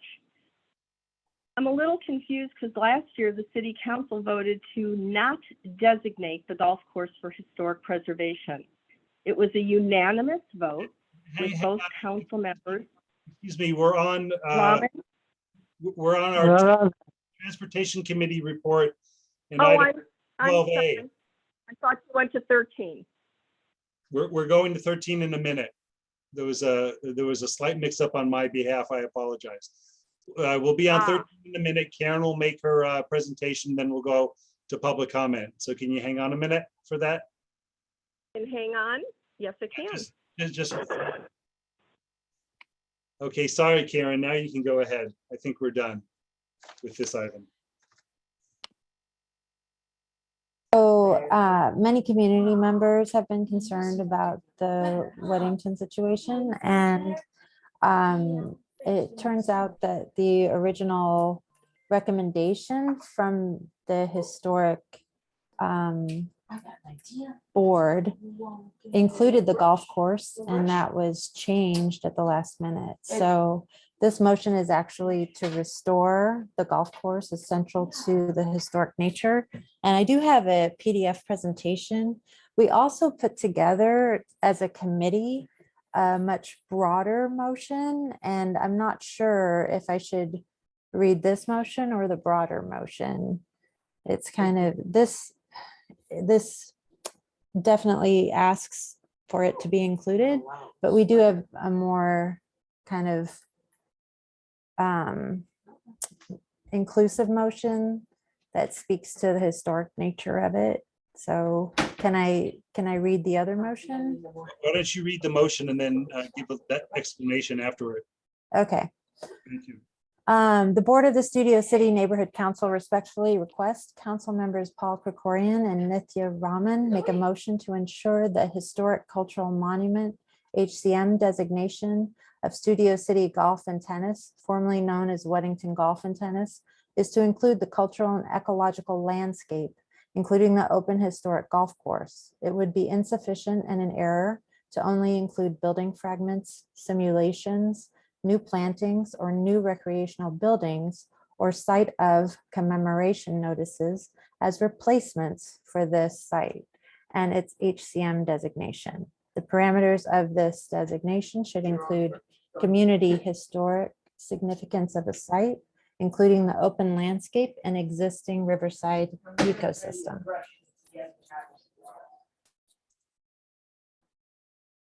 Does he like both the sides or just? You have something to add to that, Karen, as part of your presentation before we go to public? Can I share my screen? Is that possible or no? It looks like I can, but no. Give it a shot. No, it says host disabled participant screen sharing. So, If you were made a co-host, you can share your screen. oh, okay. I've got it. Okay. Here we go. So this is the motion that many committee members, board members, and stakeholders put together in our committee meeting last week, but we didn't have a quorum. So do you want me to read that? This is just supporting the previous motion that we're Yeah, discussing. I guess it's just more information, right? Yeah, And you then explain it and show us. I see your agendized for, I didn't write this agenda, obviously, so I assume it was allocated for you to do a presentation. So just go ahead and present anyway. okay. So I think it was Adele that thought it was important to include other examples of open space and tree designations that we've done. And these are particularly in the San Fernando Valley. And then this is an Apple screenshot, and it kind of shows you the context of, you know, the urban housing and the hills and Ventura Boulevard in context with the existing golf and tennis. These are pictures that were taken by the historic committee, and they were in particular interested in the design of the golf course from the 1950s and the pretty remarkable driving range and the design of that, and how each section of the golf course is supposed to be like a specific, you know, view, like a beautiful view. And then the EIR from Harvard Westlake really downplays the position of golf in our culture. And recently there was an LA Times article about how women are playing more golf, and companies are paying a lot of money to sponsor women golfers. And apparently, I learned this by, you know, working on this project. The South Front, there's all these documents, right? So I tried to pull out some of the really important things. We're basically, you know, underrepresented for golf courses in California, period. And LA is like last compared to other cities. So it's just a summary of that. And then this is language from the original recommendation. And you can see it includes the golf course. 1950s community golf course. And then the biological survey seemed very kind of skewed, but it did kind of point out that there is a beautiful oak tree that is going to be removed. And lots of other trees are going to be removed. But I said to be continued because we really do need an ad hoc committee on this. So, but in any case, that motion is, you know, pretty comprehensive. So should we have public comment? Sure. You have to unshare your screen. Oh, sure. And we'll go to. How do I do that? Unshare. Shoot. Can you unshare my ability maybe? Because it's like. Will there be board comment on this as well? Curious. Of course, we're going to do public comment, and then you'll be first. Cool. Okay, on the motion and presentation you just heard regarding the Weddington Golf, Terry Alston, go ahead, please. Karen, thank you so much for that presentation. Boy, you really nailed it. Yes, the original nomination that was made by the Cultural Heritage Commission was for the subject property, the entire property, including the open space golf course. And there were some shenanigans that went on that there's now that are being sorted out at City Hall. But the nomination was changed not once, but twice not by the Cultural Heritage Commission. So The nomination that you have presented isn't backed with the commission itself, the experts in the field, and the people who are at the department. The Cultural Heritage Commission is part of Department of Planning. Yes, you are correct. This is what they originally voted on, and the stuff that happened afterwards was purportedly by the last council person. But that's still to be sorted out. But you are 100,000% correct in what the. That's time. Thank you. Thank you for that. Rudy, go ahead, please. Thank you, Scott, and thank you, Karen, for bringing this motion forward. It's just inconceivable that the most important land use issue facing our community going back the last 50 years and the next 50 years forward is this issue with Weddington Golf and Tennis, a historic cultural landmark. Paul Krikorian is a complete loser for throwing this project to the wolves and just throwing Studio City to the wolves and leaving this project hanging in the balance. This is the most important issue our community faces, and we have to do everything in our power to save this open space. It's just absurd that we've come to this point. I don't understand how people can't be on the right side of this issue. It's just unbelievable and inconceivable to me that we want to pave this thing over. I just don't understand what people would even see about why they would even consider doing this. Harvard Westlake could build this. And that's time. Thank you. Barry, go ahead, please. Thanks. All I was going to say was before Jeff sends this motion out with the president's signature, it's got to be cleaned up. It's got to have the motion that's on tonight's agenda. It can't have supporting material that then says motion again and then all that material. It can have all the material that's not part of the motion that's on tonight's agenda, but it can't say motion twice. And it's got to be the part other than what's on tonight's agenda. It's got to be cleaned up for Jeff so we can have Scott sign it and send it out. That's my only point. Right now, it's in a very confusing form. Thanks. Thank you for that, Barry. Adele, go ahead, please.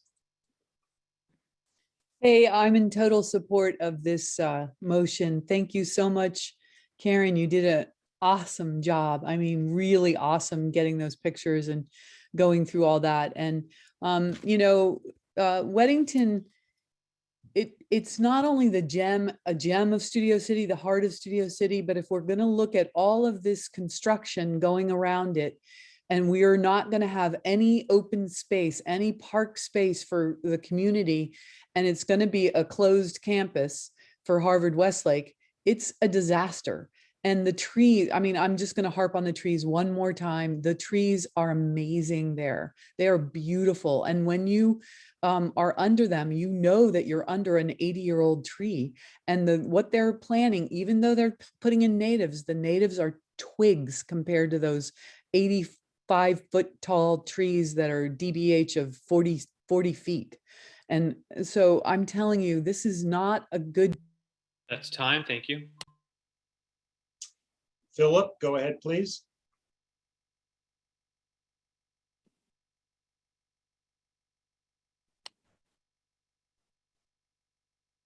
Hi, thank you very much.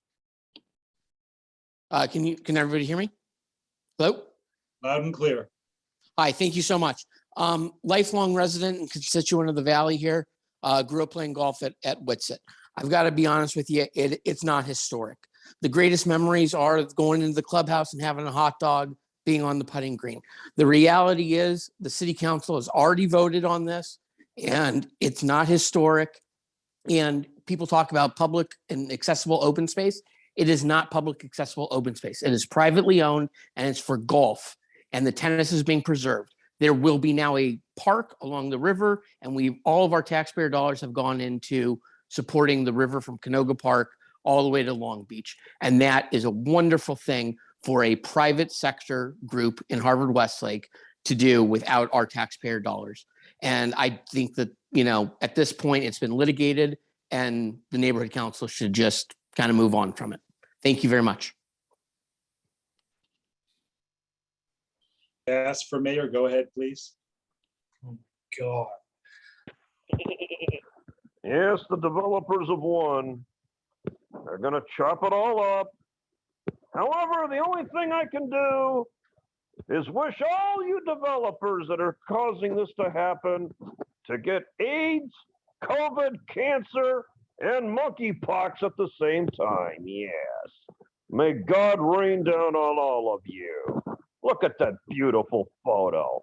Who doesn't want that preserved? Developers. And who's behind it? Lisa Karjakian. Yes. And Shark Teeth. That's right.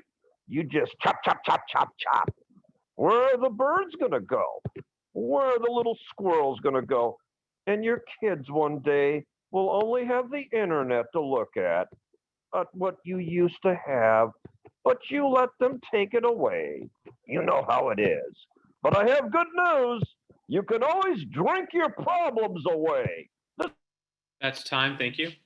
Sponsored by Modelo. Lori, go ahead, please. Thank you. Yes, I'm definitely in support of this historic nomination to include the golf course. But to the comment made just previously about the river belongs to the people. The bank of the river is county and belongs to the people, and we are paying taxes for it.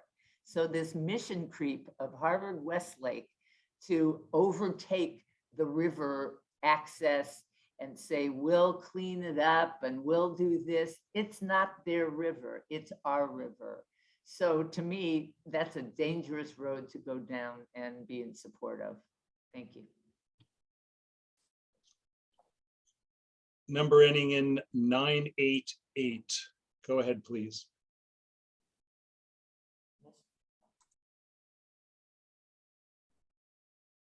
Good evening. I'm getting more confused. Last year, the city council voted to not designate the golf course for historic preservation. It was a unanimous vote with both council members, Rahman and Krikorian, voting for this. The council did the right thing. Harvard Westlake has a good and beautiful and drought-resistant plan for this. The oak trees, I think, take a lot of water. This vision is beautiful for River Park, which will allow the public to enjoy this property free of charge, open to the public, and provide facilities for sports other than just golf and tennis. I think the River Park will be a wonderful addition, and I urge the neighborhood council to support it. I raised my son in this community and love the Studio City community. Thank you for your time and patience.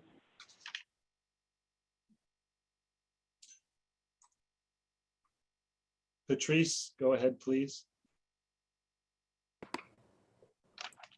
Hi, everybody. I know it's getting late. So I just want to thank Karen for finally someone on the neighborhood council to bring this to light.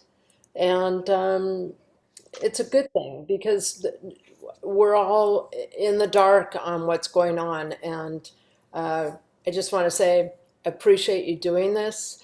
There's a lot to look at, and thank you.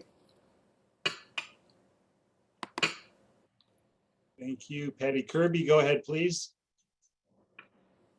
Hi, this motion is to correct a statement that was put forth to the historical commission voted the entire property as historical. It was the council that misinterpreted the language and removed the golf course words that is now being challenged. And this is to correct that and to go revert back, which the Studio City Neighborhood Council and 12 other neighborhood councils provided in support of the entire property as historical designation according to the vote from the commission. So this is just to correct, make the correction with the city. Thank you. Caller ending in 874, go ahead, please.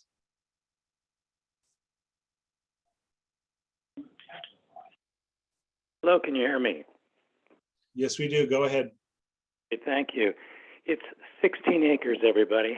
How many 16-acre parcels, landmark areas of this sort are left in Studio City?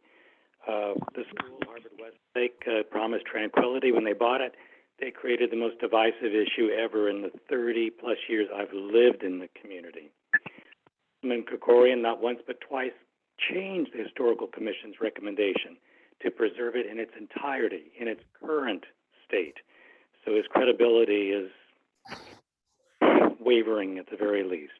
It may be up to this revitalized council, this newly led Studio City Neighborhood Council, to lead the way and to save this landmark property. And most importantly, not let private interests trump public interests.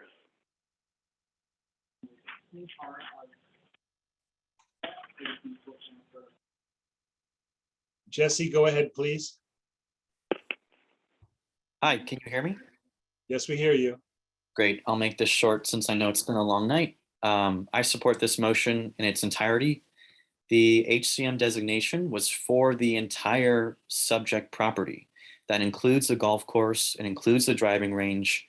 I'd also point the board's attention to what Karen brought to your attention, that the Historic Commission considered the HCM application to meet 2 of its criteria. So when folks say, oh, it's only meaningful because it's personal, it's not. It met the criteria, and it was an, quote, excellent example of a 1950s community golf course.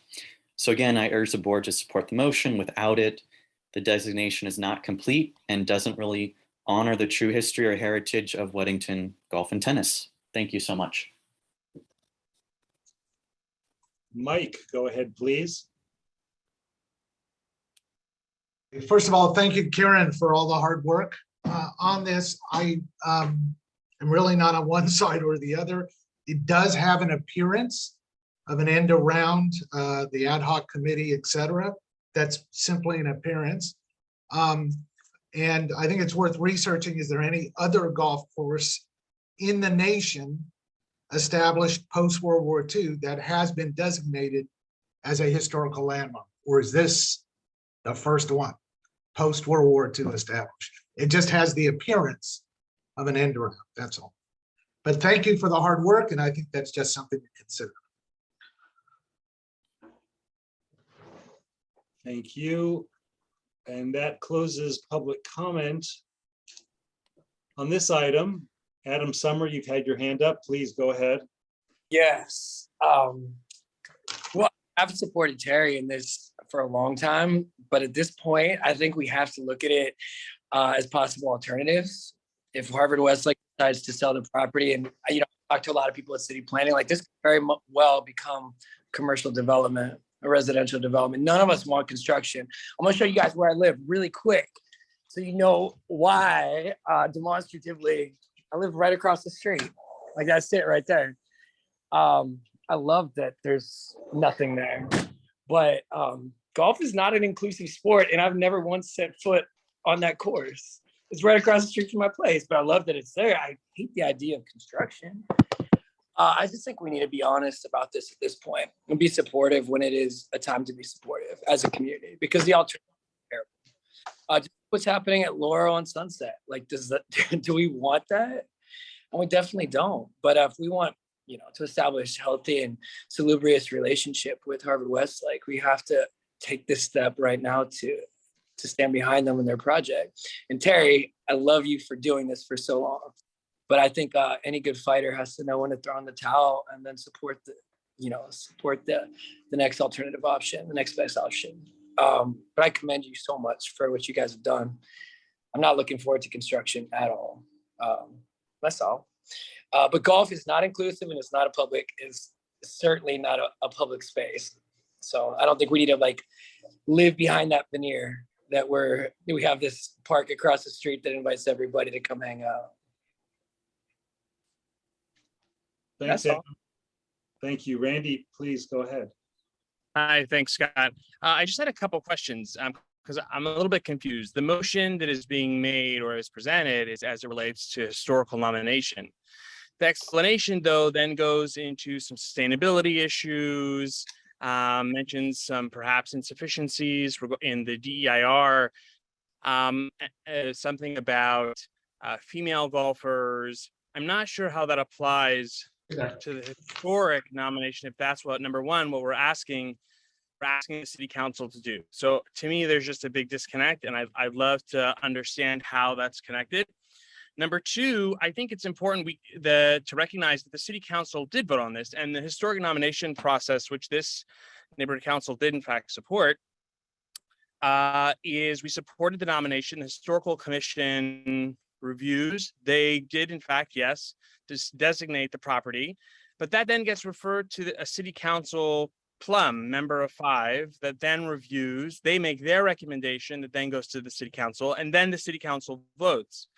So that review process by the Plum Committee of the LA City Council and the Greater Council already voted on this and decided what they decided. I certainly understand that perhaps there are community members who disagree with their decision, but I still struggle to understand why there was no presentation that was inclusive of why perhaps the members of the city council decided to make a change of what was being recommended by the historical commission. That would be valuable to me if I were to decide to support this. And I think stakeholders and the rest of our neighborhood council would like to know that. There was no presentation that suggested even an alternate explanation, if not a primary source, of why the city council made the decision they made. And so again, without a proper explanation, I don't see why we would be asking the city council to do something, quite frankly, that they already did. I just don't. If Karen can provide perhaps how the items that she presented directly relate to the historic nomination versus the DEIR, maybe that would change my calculus. Thank you. Thanks, Randy. Karen, can you address any of that?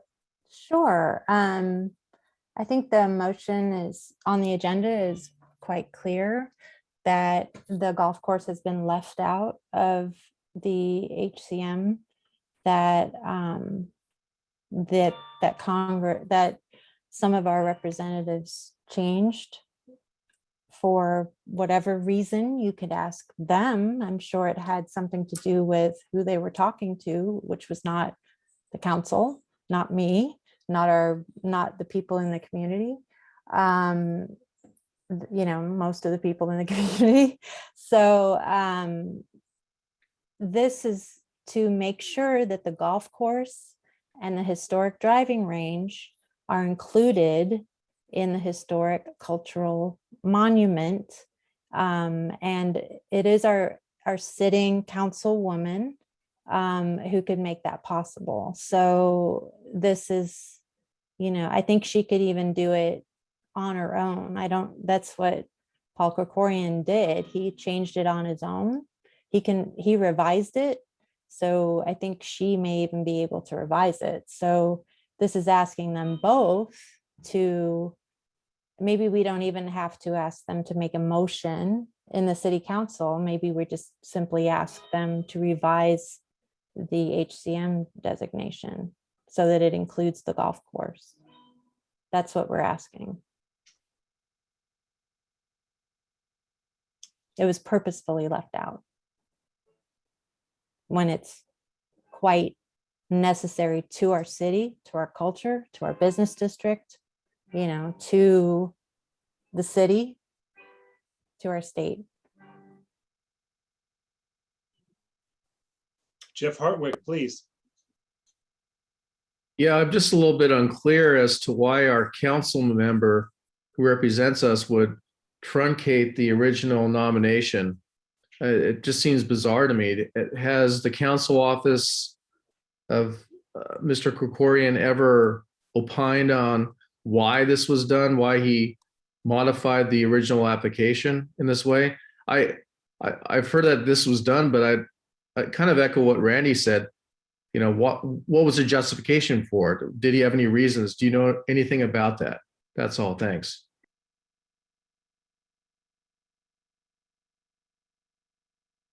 So anybody else have any questions, or are you looking to propose an amendment to change this motion, or are we gonna go as it is? The original cultural designation can be amended, if I understand that right, and that's what we're asking for, if I'm understanding. That's right. Okay.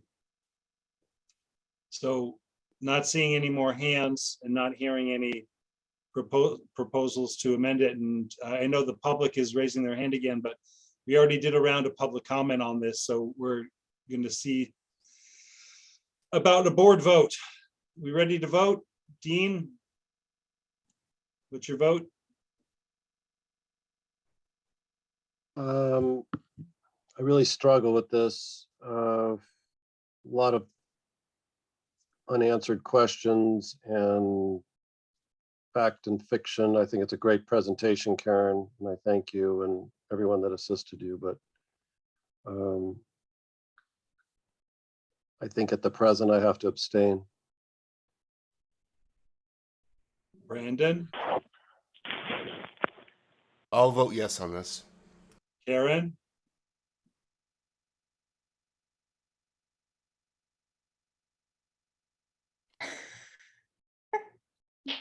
Karen, unmute. Yeah, of course. Of course I'll vote yes. Yeah. Jeff? Of course. Yeah. Yeah, I think maybe the motion as is. So can I amend it or can someone else amend it? Well, we're already voting on it now. Oh, we are. Okay. Yeah, We're okay. on the motion as it was presented. Well, did somebody second it? No, it came from committee. We're good. Okay, okay. So you voted yes. Now, Jeff Hartwick, go ahead. I'm just going to vote no. Kim? I'm going to say yes. Oh, I haven't been counting the, I'm so used to Brandon. Oh, Brandon, thank you. Randy? No. Adam? No. Lisa? I abstain. Ira? I just don't see it as a cultural historic monument, so no. And looking down, Richard? No. No. Thank you, Richard. What's the count on that, Brandon?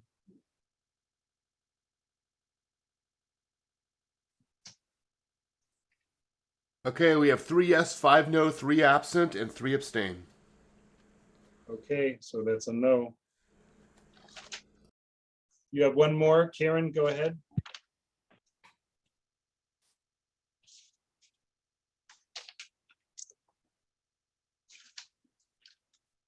Okay, so the Board of the Studio City Neighborhood Council respectfully requests City Council members and Parks and Recreation work with the Cultural Affairs Committee of the SCNC and Campo de Cuenca to expedite the city hiring at least one part-time weekend employee to reopen California's only historical museum dedicated to the peace treaty that ended hostilities between the U.S., Mexico, and armed Californios on January 13th, 1847. The SCNC and the Campo de Cuenca Museum intend to plan for December 2022 Luminaria and January Treaty Reenactment 2023 events, and would benefit from the museum opening no later than August 15th, 2022.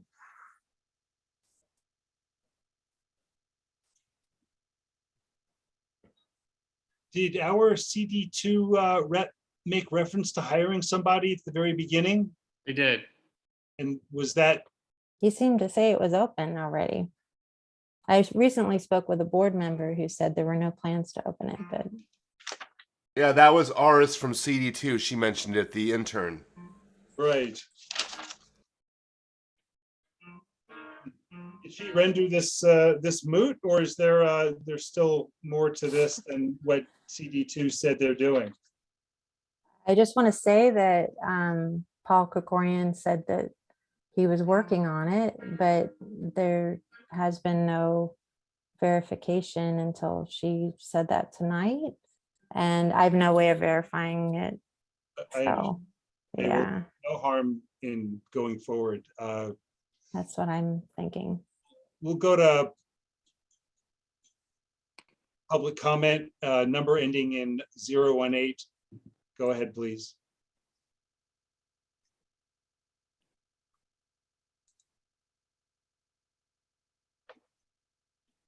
Zero 18. Your hand is up. Hey, it's Barry. Oh, Barry. Yeah, this needs to be addressed to Krikorian. Nothing is going to happen at a city facility. It's solely in his direct district. It can be, when Jeff sends it out, it can be CC'd to the other 14, but it needs to read, the board of the Studio City Neighborhood Council respectfully requests council member Krikorian and it's recreation and parks, not parks and recreation, and strike the work with the Cultural Affairs Committee. Just go City Councilman Krikorian and Parks and Recreation to expedite the city hiring at least one part-time weekend employee. So it needs to be amended to say that. They don't work with an SCNC committee to do this. And like I said, it's got to go directly to him. If you want to CC it to the others, but when Jeff... That's time. Thank you. Don't do that. Pardon me? Thank you for that, Barry. We have Bass for mayor. Go ahead, you have 1 minute. Yes, but Paul the goat hoarder Krikorian, he doesn't want to open it up because it'll teach all of us how we stole all of this land we're sitting on from them nice Mexican people. That's right. Yes, they fought bravely and valiantly, getting rid of the Spanish occupiers. Mexicans proudly running California beautifully.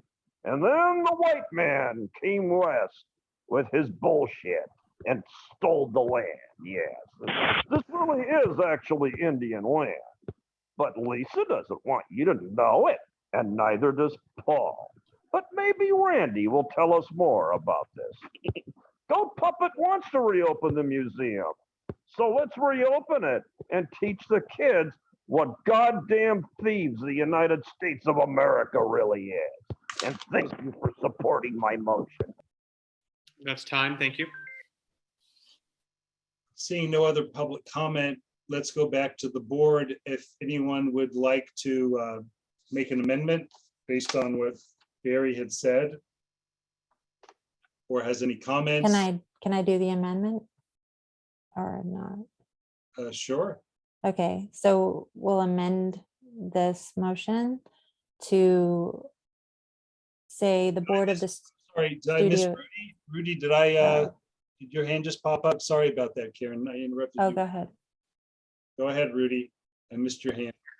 Thank you, Scott. I just wanted to point out that it's unlikely Paul would do anything to save or bring back Campo de Cuenca because it would illustrate that he has influence to save Harvard Westlake. So I wouldn't expect his help on anything going forward. You should just say goodbye to Paul Krikorian because he said goodbye to all of you. Thank you. So sorry about that, Karen. So back to you. Public comment is closed. Back to Karen. You could, if I understand this right, you'll propose what your changes are as an amendment and someone will second it and we'll vote on the amendment. Doesn't there have to be public comment again on an amendment? After we hear it. And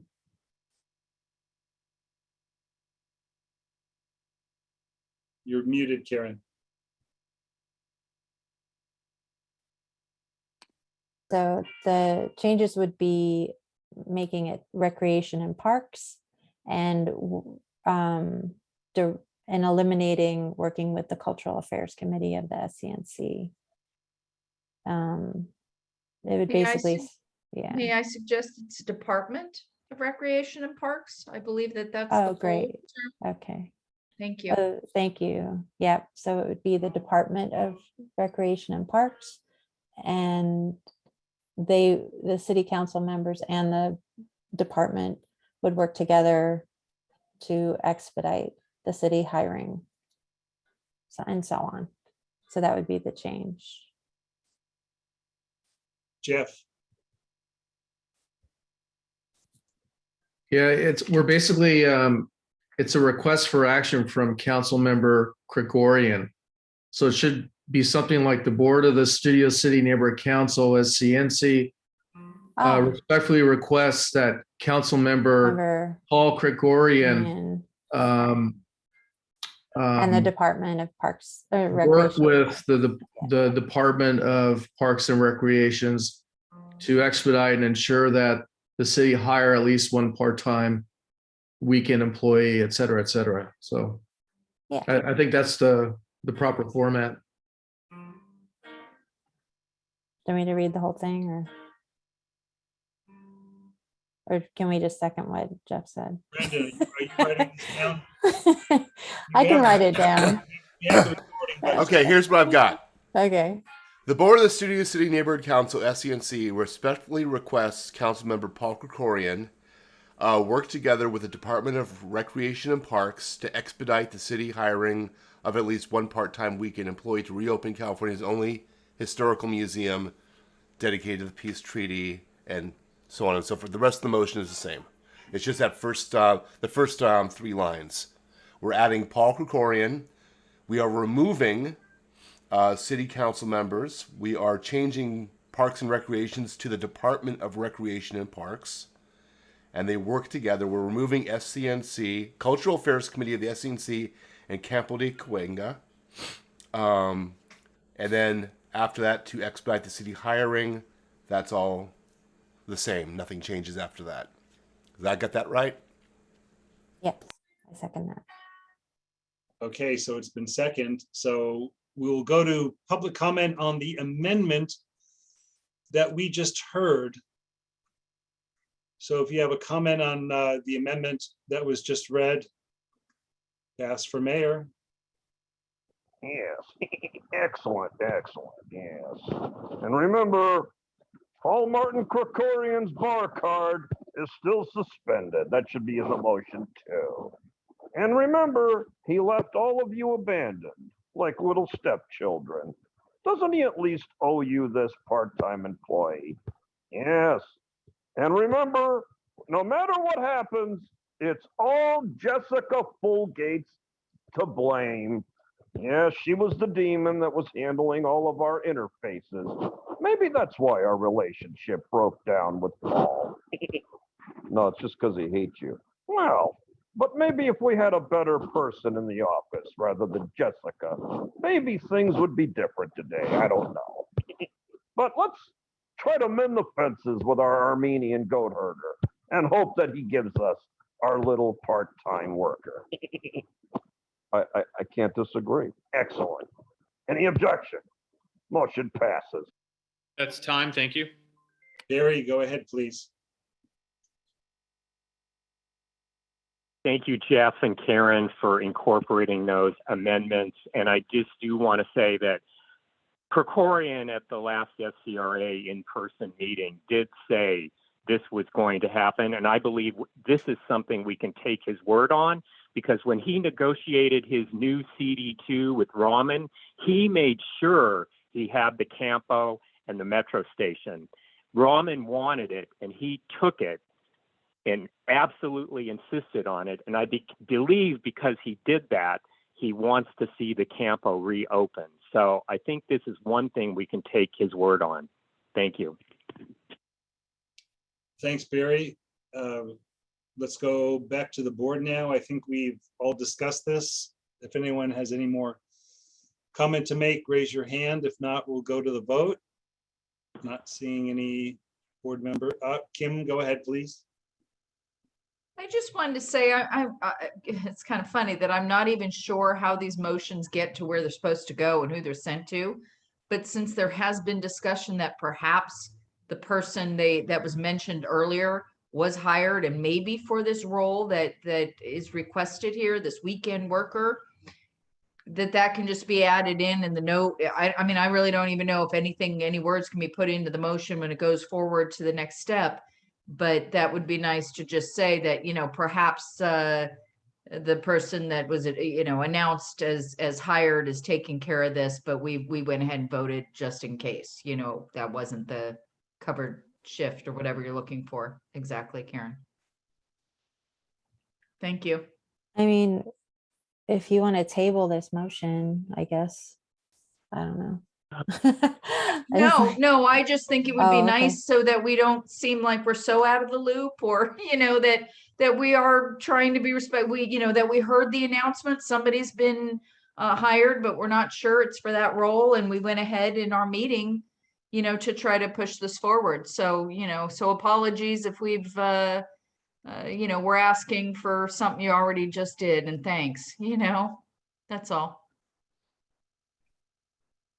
I'll be happy to call Councilmember Kokorian's office and explain when it's ready to be transmitted why we did it, and thank him for sending his representative to tell us that it was already in the works.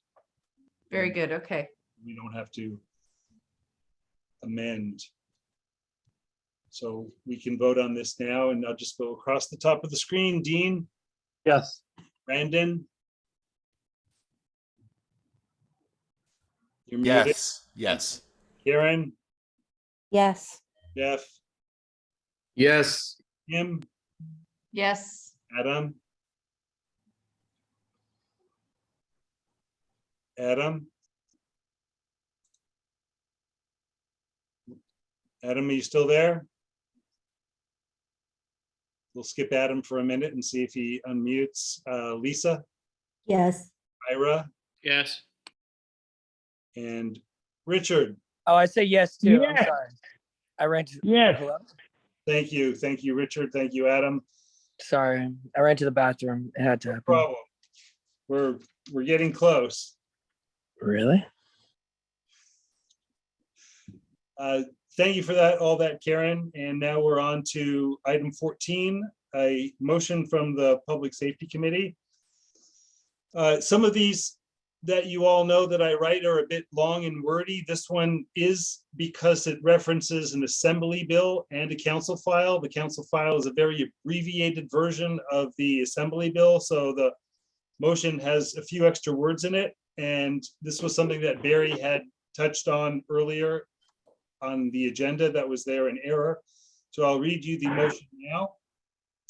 The Board of the City Neighborhood Council opposes council file 22-0002-S81 title AB 2147 Ting and Friedman, the Freedom to Walk Act, decriminalize jaywalking, fair and equitable street use, roadway crossing, pedestrian safety.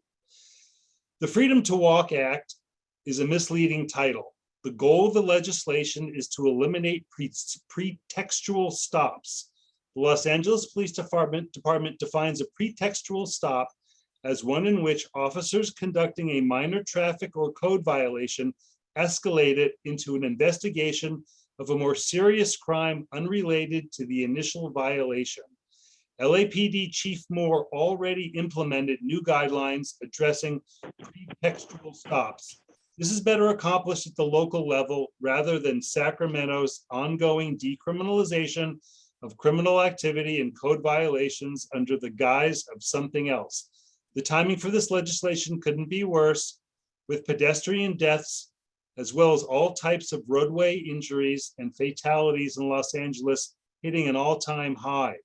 Our city council should wait for the results of Chief Moore's new policy, which addresses the core issue of this council file. Changes and revisions to the LAPD policy should be based on local input and results, not from Sacramento. This motion is to be submitted as a community impact statement to Council File 22-0002 S81, and I included a link to the council file. I included a link to the assembly bill, and I included a link to a just under 5-minute interview of Chief Moore, who explains pre-textual stops and the LAPD policy. I included a link to an NBC local Los Angeles news story covering the same issue of pretextual stops, and a report about the Vision Zero and the failure to reduce traffic deaths in LA over the years when they've actually gone up. So there's a lot of supplemental and supporting material to make the case. And I'm going to go to public comment if anyone has anything to add on this item. And I see Bass for Mayor has something to say. Go ahead, please. Yes, I think we better wait. That's right.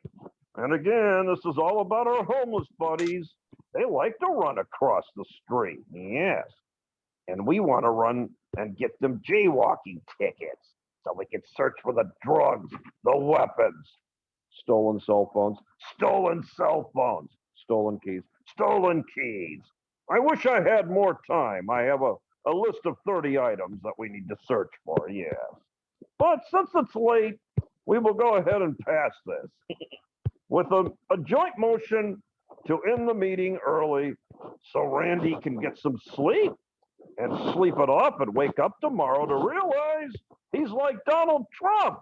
He's a former president.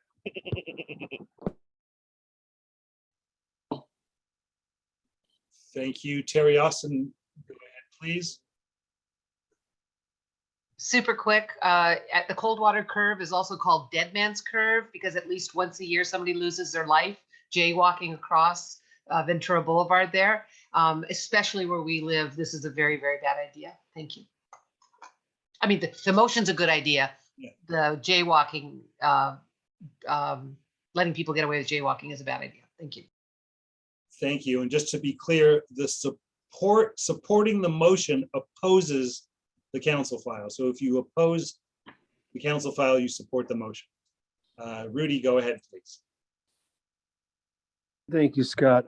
Yeah, I think decriminalizing jaywalking is a problem in a car-centric city like Los Angeles County. I don't know how you all feel, but I can't wait till we get a new chief of police. Thank you very much. Thank you. Patty Kirby, go ahead, please.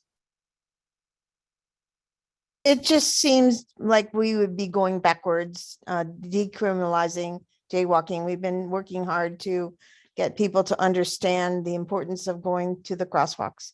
So support this motion. Thank you. Thanks, Patty. Not seeing any more hands. Public comment is closed. Over to the board. Anyone with comments, questions? Adam, go ahead, please. Yeah, I think if we look at this on a macro level, the people most affected, I guess you would say the criminalization or the financial ramifications punitively are the most socioeconomically disadvantaged, just like parking tickets. So conceptually, theoretically, yes, but in reality, I think when we have such a stratified system already, you're talking about people that can barely afford, their rent or gas. Those aren't the people we want to punish. We want to teach them, and that's the end goal. This is the same reason I try to disabuse people about high level effects of our traffic system and these traffic violations where you have red light cameras. It hurts the people that can't afford it the most. So that's all. Thank you. I appreciate it. Thanks. Anyone else from the board have a comment or a statement to make on this before we vote? Jeff, please go ahead. I think those in lower socioeconomic situations are the people who would be most protected by these kinds of laws.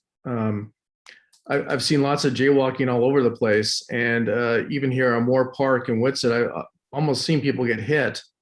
And it should apply to everyone, and it's really a safety issue to make sure people are safe and they don't get into pedestrian accidents, which are way up and affects all communities. So I think we need to enforce the law rather than backtrack, as Patty said. Thank you. Thanks for that, Jeff.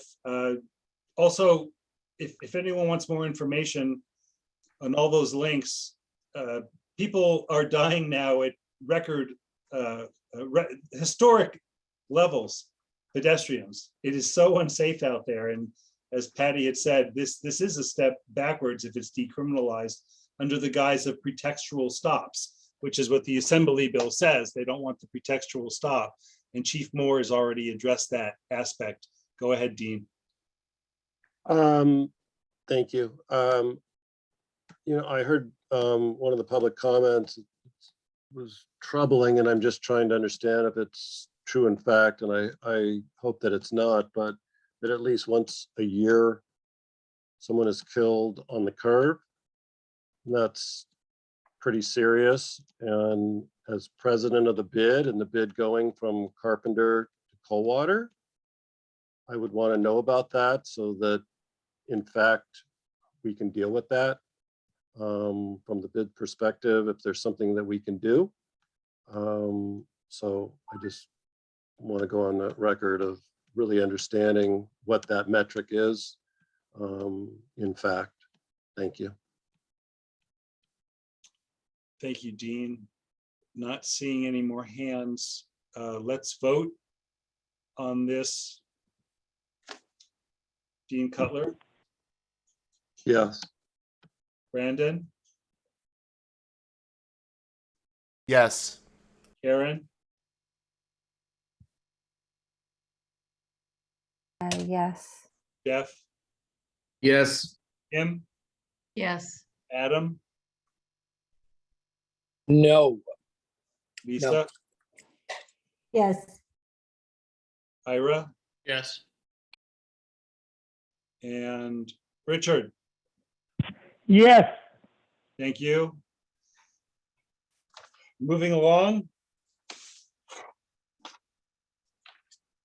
And last but not least, and this was touched on also by our CD2 rep, but at the time Randy was running the meeting, he didn't ask George about it. So if George had already confirmed this, I probably would have pulled it, but this is going to, let me just read it and then I'll explain. The Board of the Studio City Neighborhood Council supports council file.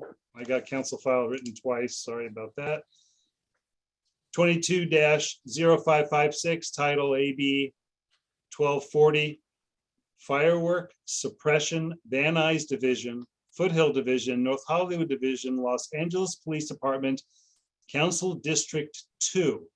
The 4th of July can be a stressful time for people and pets due to the proliferation of illegal fireworks in our area. This is made worse due to the fact that our local fireworks show at Radford is not happening this year. We all want to celebrate this important holiday. However, the use of illegal fireworks has a detrimental effect on the community. This motion is to be submitted as a community impact statement, council file 22-5556, and there's the link.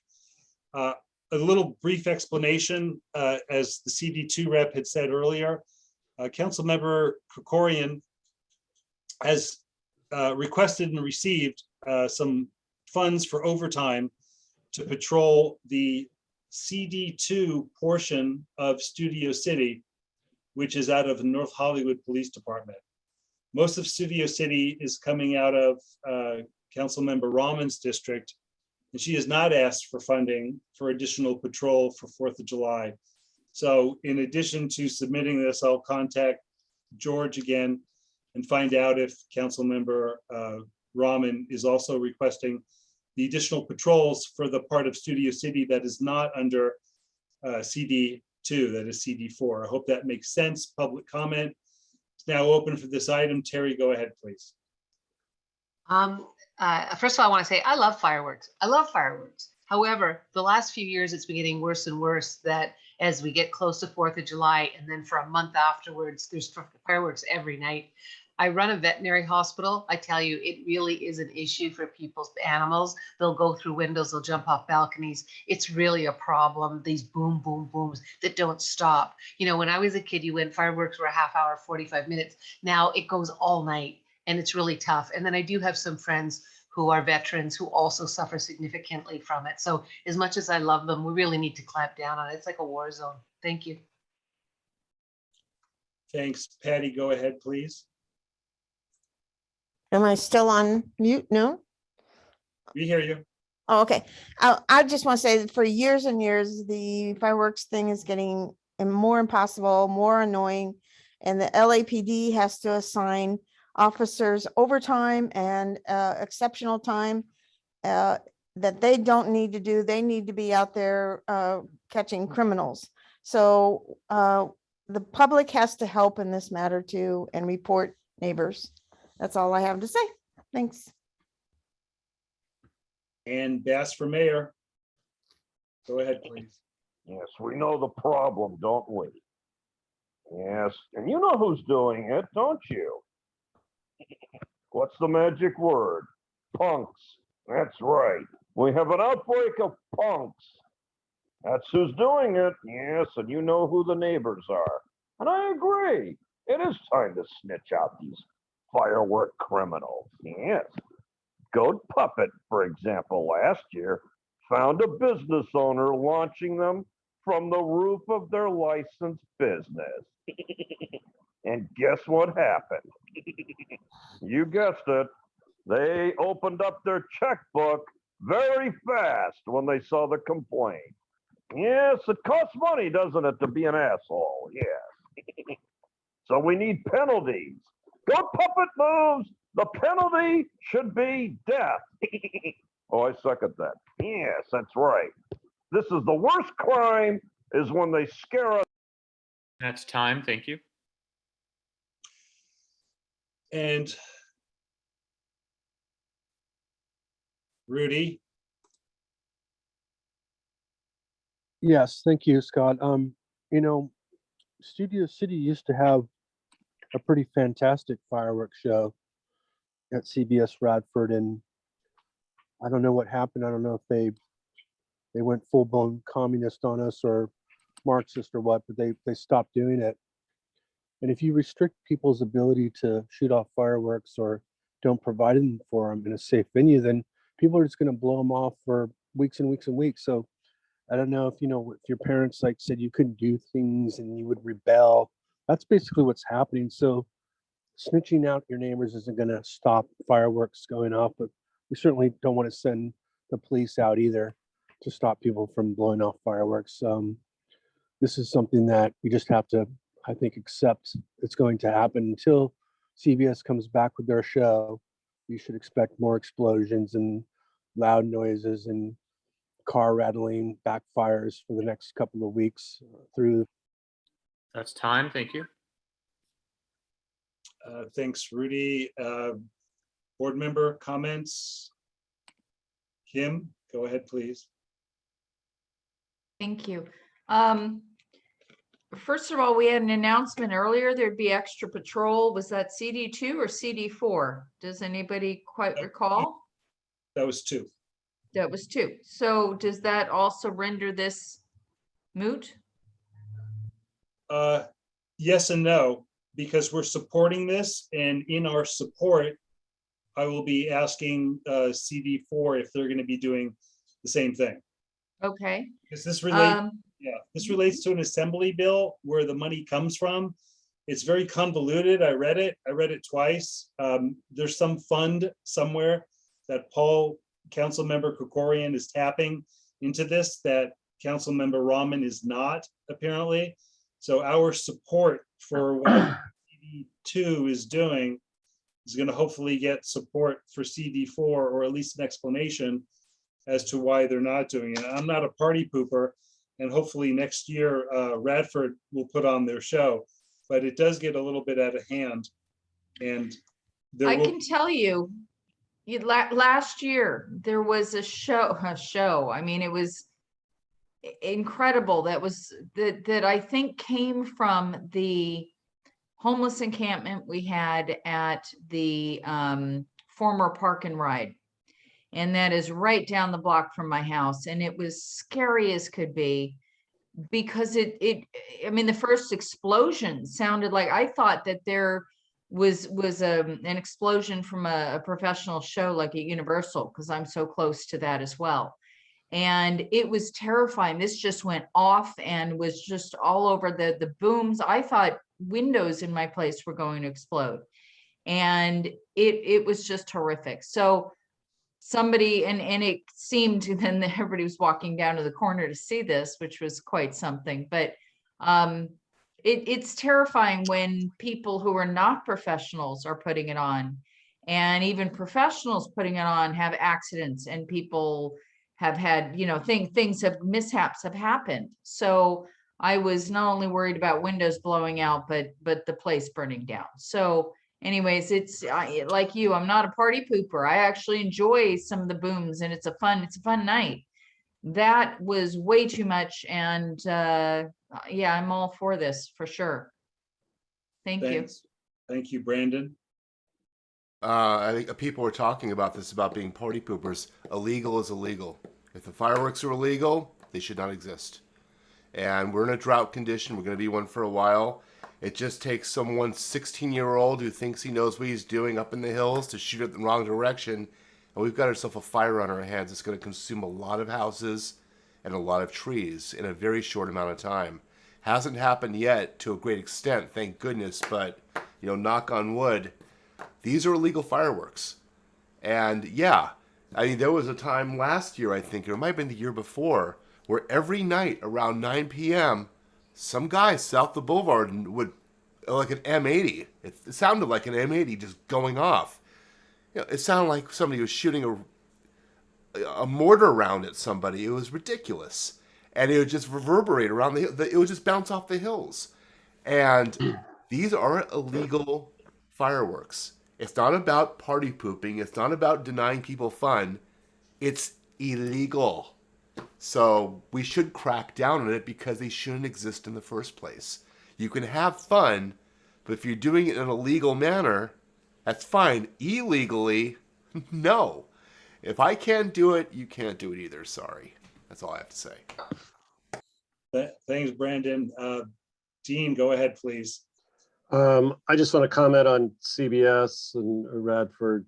Historically, it was a great event that hopefully many of us got to participate in, but it was largely stopped for security and liability reasons, some budgetary as well, but we all know we're living in different times, and it became just a huge liability.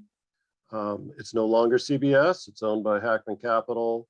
They're a member of the bid. We've had discussions about it, jokingly and not jokingly, because it was a great community event that many of us participated in. But we have lobbied to try to see what could be done there.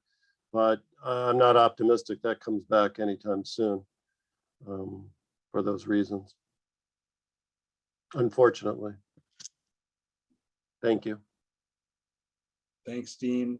Anybody else have a comment or question before we vote? Some of the, there's those two classes of fireworks. There's the safe and sane, which you can get in Burbank and Glendale and some other unincorporated areas of the county. And then there's the professional grade that you can get even in Nevada, Wyoming, Utah, South Dakota. And trust me on this, some of them are actually called mortars. And they're also bigger ones than M80s, and they're professional grade, and they get brought into the city. And I think that's what Kim saw over at the Park and Ride. These were professional grade fireworks being set off by non-professionals. So let's vote on this. Dean? Yes. Brandon? Yes. Karen? Yes. Jeff? Yes. Kim? Yes. Adam? Yes. Lisa?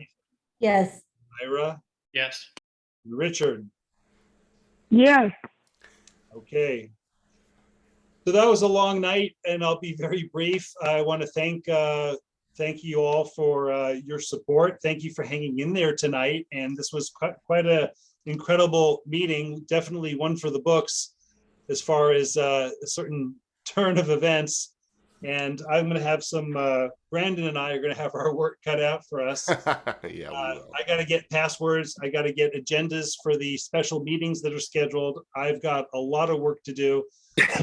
Immediately be leaning on Brandon for help and getting all the passwords and information from Randy, which I do not have access to at the moment. So bear with me. I will keep you all informed every step of the way, but probably radio silence for a couple of days until I at least get some of the information from Randy. And thank you, even the attendees, for toughing it out. It's been a long meeting. Karen, did you have something to? I forgot to mention, we have this great event happening in the park on the 25th for families. It's a free movie, and Kim's been working on it and Abby's been working on it. And it's Raiders of the Lost Ark in the park. So hopefully everybody will come out and outreach. Yes, thank you, Brandon. I can't wait. I can't wait. committee. I cannot Yeah. wait for the. I cannot wait for the melted face scene. And I'm just gonna look at the kids and say, "Okay, Thanks, parents." everybody. The parents know what's coming. I'm sure they've seen this a dozen times, but they'll just say, "Okay." Close your Congrats, eyes. Scott, by the way. Thank you. Dean, you wanted to say something? I just, again, congratulations, and we look forward to working together, everybody. I'll give my all. That's what I promise. And we'll promote the heck out of the movie night. I guarantee. Oh, it. Wow. and is Lisa still there? She's still on. Perhaps. No, she's gone. I was just gonna say thank you to her for toughing it out. No, I'm here. I hear you. Thank you, Lisa. We appreciate you a lot. Thank you, Lisa. Don't quit, please. Oh, I think Scott has plans to replace me, but it's okay. I am here to take the punches as I have for the past 9 years. It's a pleasure to be part of the community and to serve the community. So don't believe every conspiracy theory and lie that exists out there. So Well, I thanks, appreciate you. Adam. Thank you, Lisa. Good night, guys. Are we motioning to adjourn? Scott? No, Scott, would you also like to announce the next meeting to people as well? The Monday night meeting we're supposed to have, the June remind 20th everybody? one. I don't have an agenda for that. I'm gonna try to get that from Randy. Okay, so at this time, because I don't think it's been posted, so we don't actually have it. He Is it a sent board meeting or? No, it's a special meeting. that agenda pending, and I don't have the agenda, so I'm gonna have to get that information from Randy. I do not have the information. Okay, but I think it was put out in the newsletter that it's supposed to be this coming Monday, if I recall correctly, right? Thursday, Friday. Yes. Think so, Okay. yeah. Friday, Saturday. So it has to be like Friday at 7 p.m. When is it gonna be? Monday at 7 p.m. So Tomorrow. it have to be Friday at 7 p.m. to get it out. Yeah. Friday, Saturday, Sunday, Monday. Yeah. Would have to get out tomorrow if that is the case. It was advertised in that newsletter. I think for a special meeting, it's only a 24-hour notice. Okay, we could do Okay. But I think we should get the notice out as quickly as possible. And I think, yeah. Scott, I think we should also promote board attendance. that. Yeah. Well, to be fair, two people are in transit right now. Julie and Abby. Abby, I think, is in Florida at a conference, and Julie might be heading back from Africa. So She emailed her regrets to not make it. She even tried to log on the plane. Yeah. She emailed the board saying she just couldn't. I wasn't hinting at anybody in particular or anybody who wasn't able to make today's meeting. I just, in the past, like for some events we've had. the events. Well, no, I'm saying in the past for our events we haven't had a significant amount of board attendance. So I think it would be important if we showed up for the community on Monday in force. Absolutely. I'll get with Brandon on that, and you and everybody else on that as soon as possible. I do want to get that agenda for the special meeting, and I do want to get it out more than 24 hours in advance. I think it's only fair with a special meeting that we notice the actual agenda as soon as possible and not go by the 24-hour for special and 72-hour. I had touched on that before, so I don't want to do that. I know Randy is in another time zone, so, and I know we're all tired tonight. So I will get on that tomorrow and do my best to get Randy to give me the information so I can get the agenda out and get it on our calendar, and maybe send another email out telling people about the meeting and about the movie. And on that note, unless someone else has any other remarks, I'd love. Just Yeah. One thing, while I've got Richard on there, Barry brought it up and I mentioned, Richard, please check your emails. Barry needs to get a hold of you. So do I on the credit card stuff on the portal. So please check I know. things. Okay, thank you. Yay, thanks. Now I feel better. Thanks. Okay, who wants to? Okay. Motion to adjourn. Who was that? Ira. Ira. I'll second. All right, good night, everybody. And Good night. if you know anyone who wants to be secretary, send them our way. Okay. Thanks, everybody. Bye. Good night.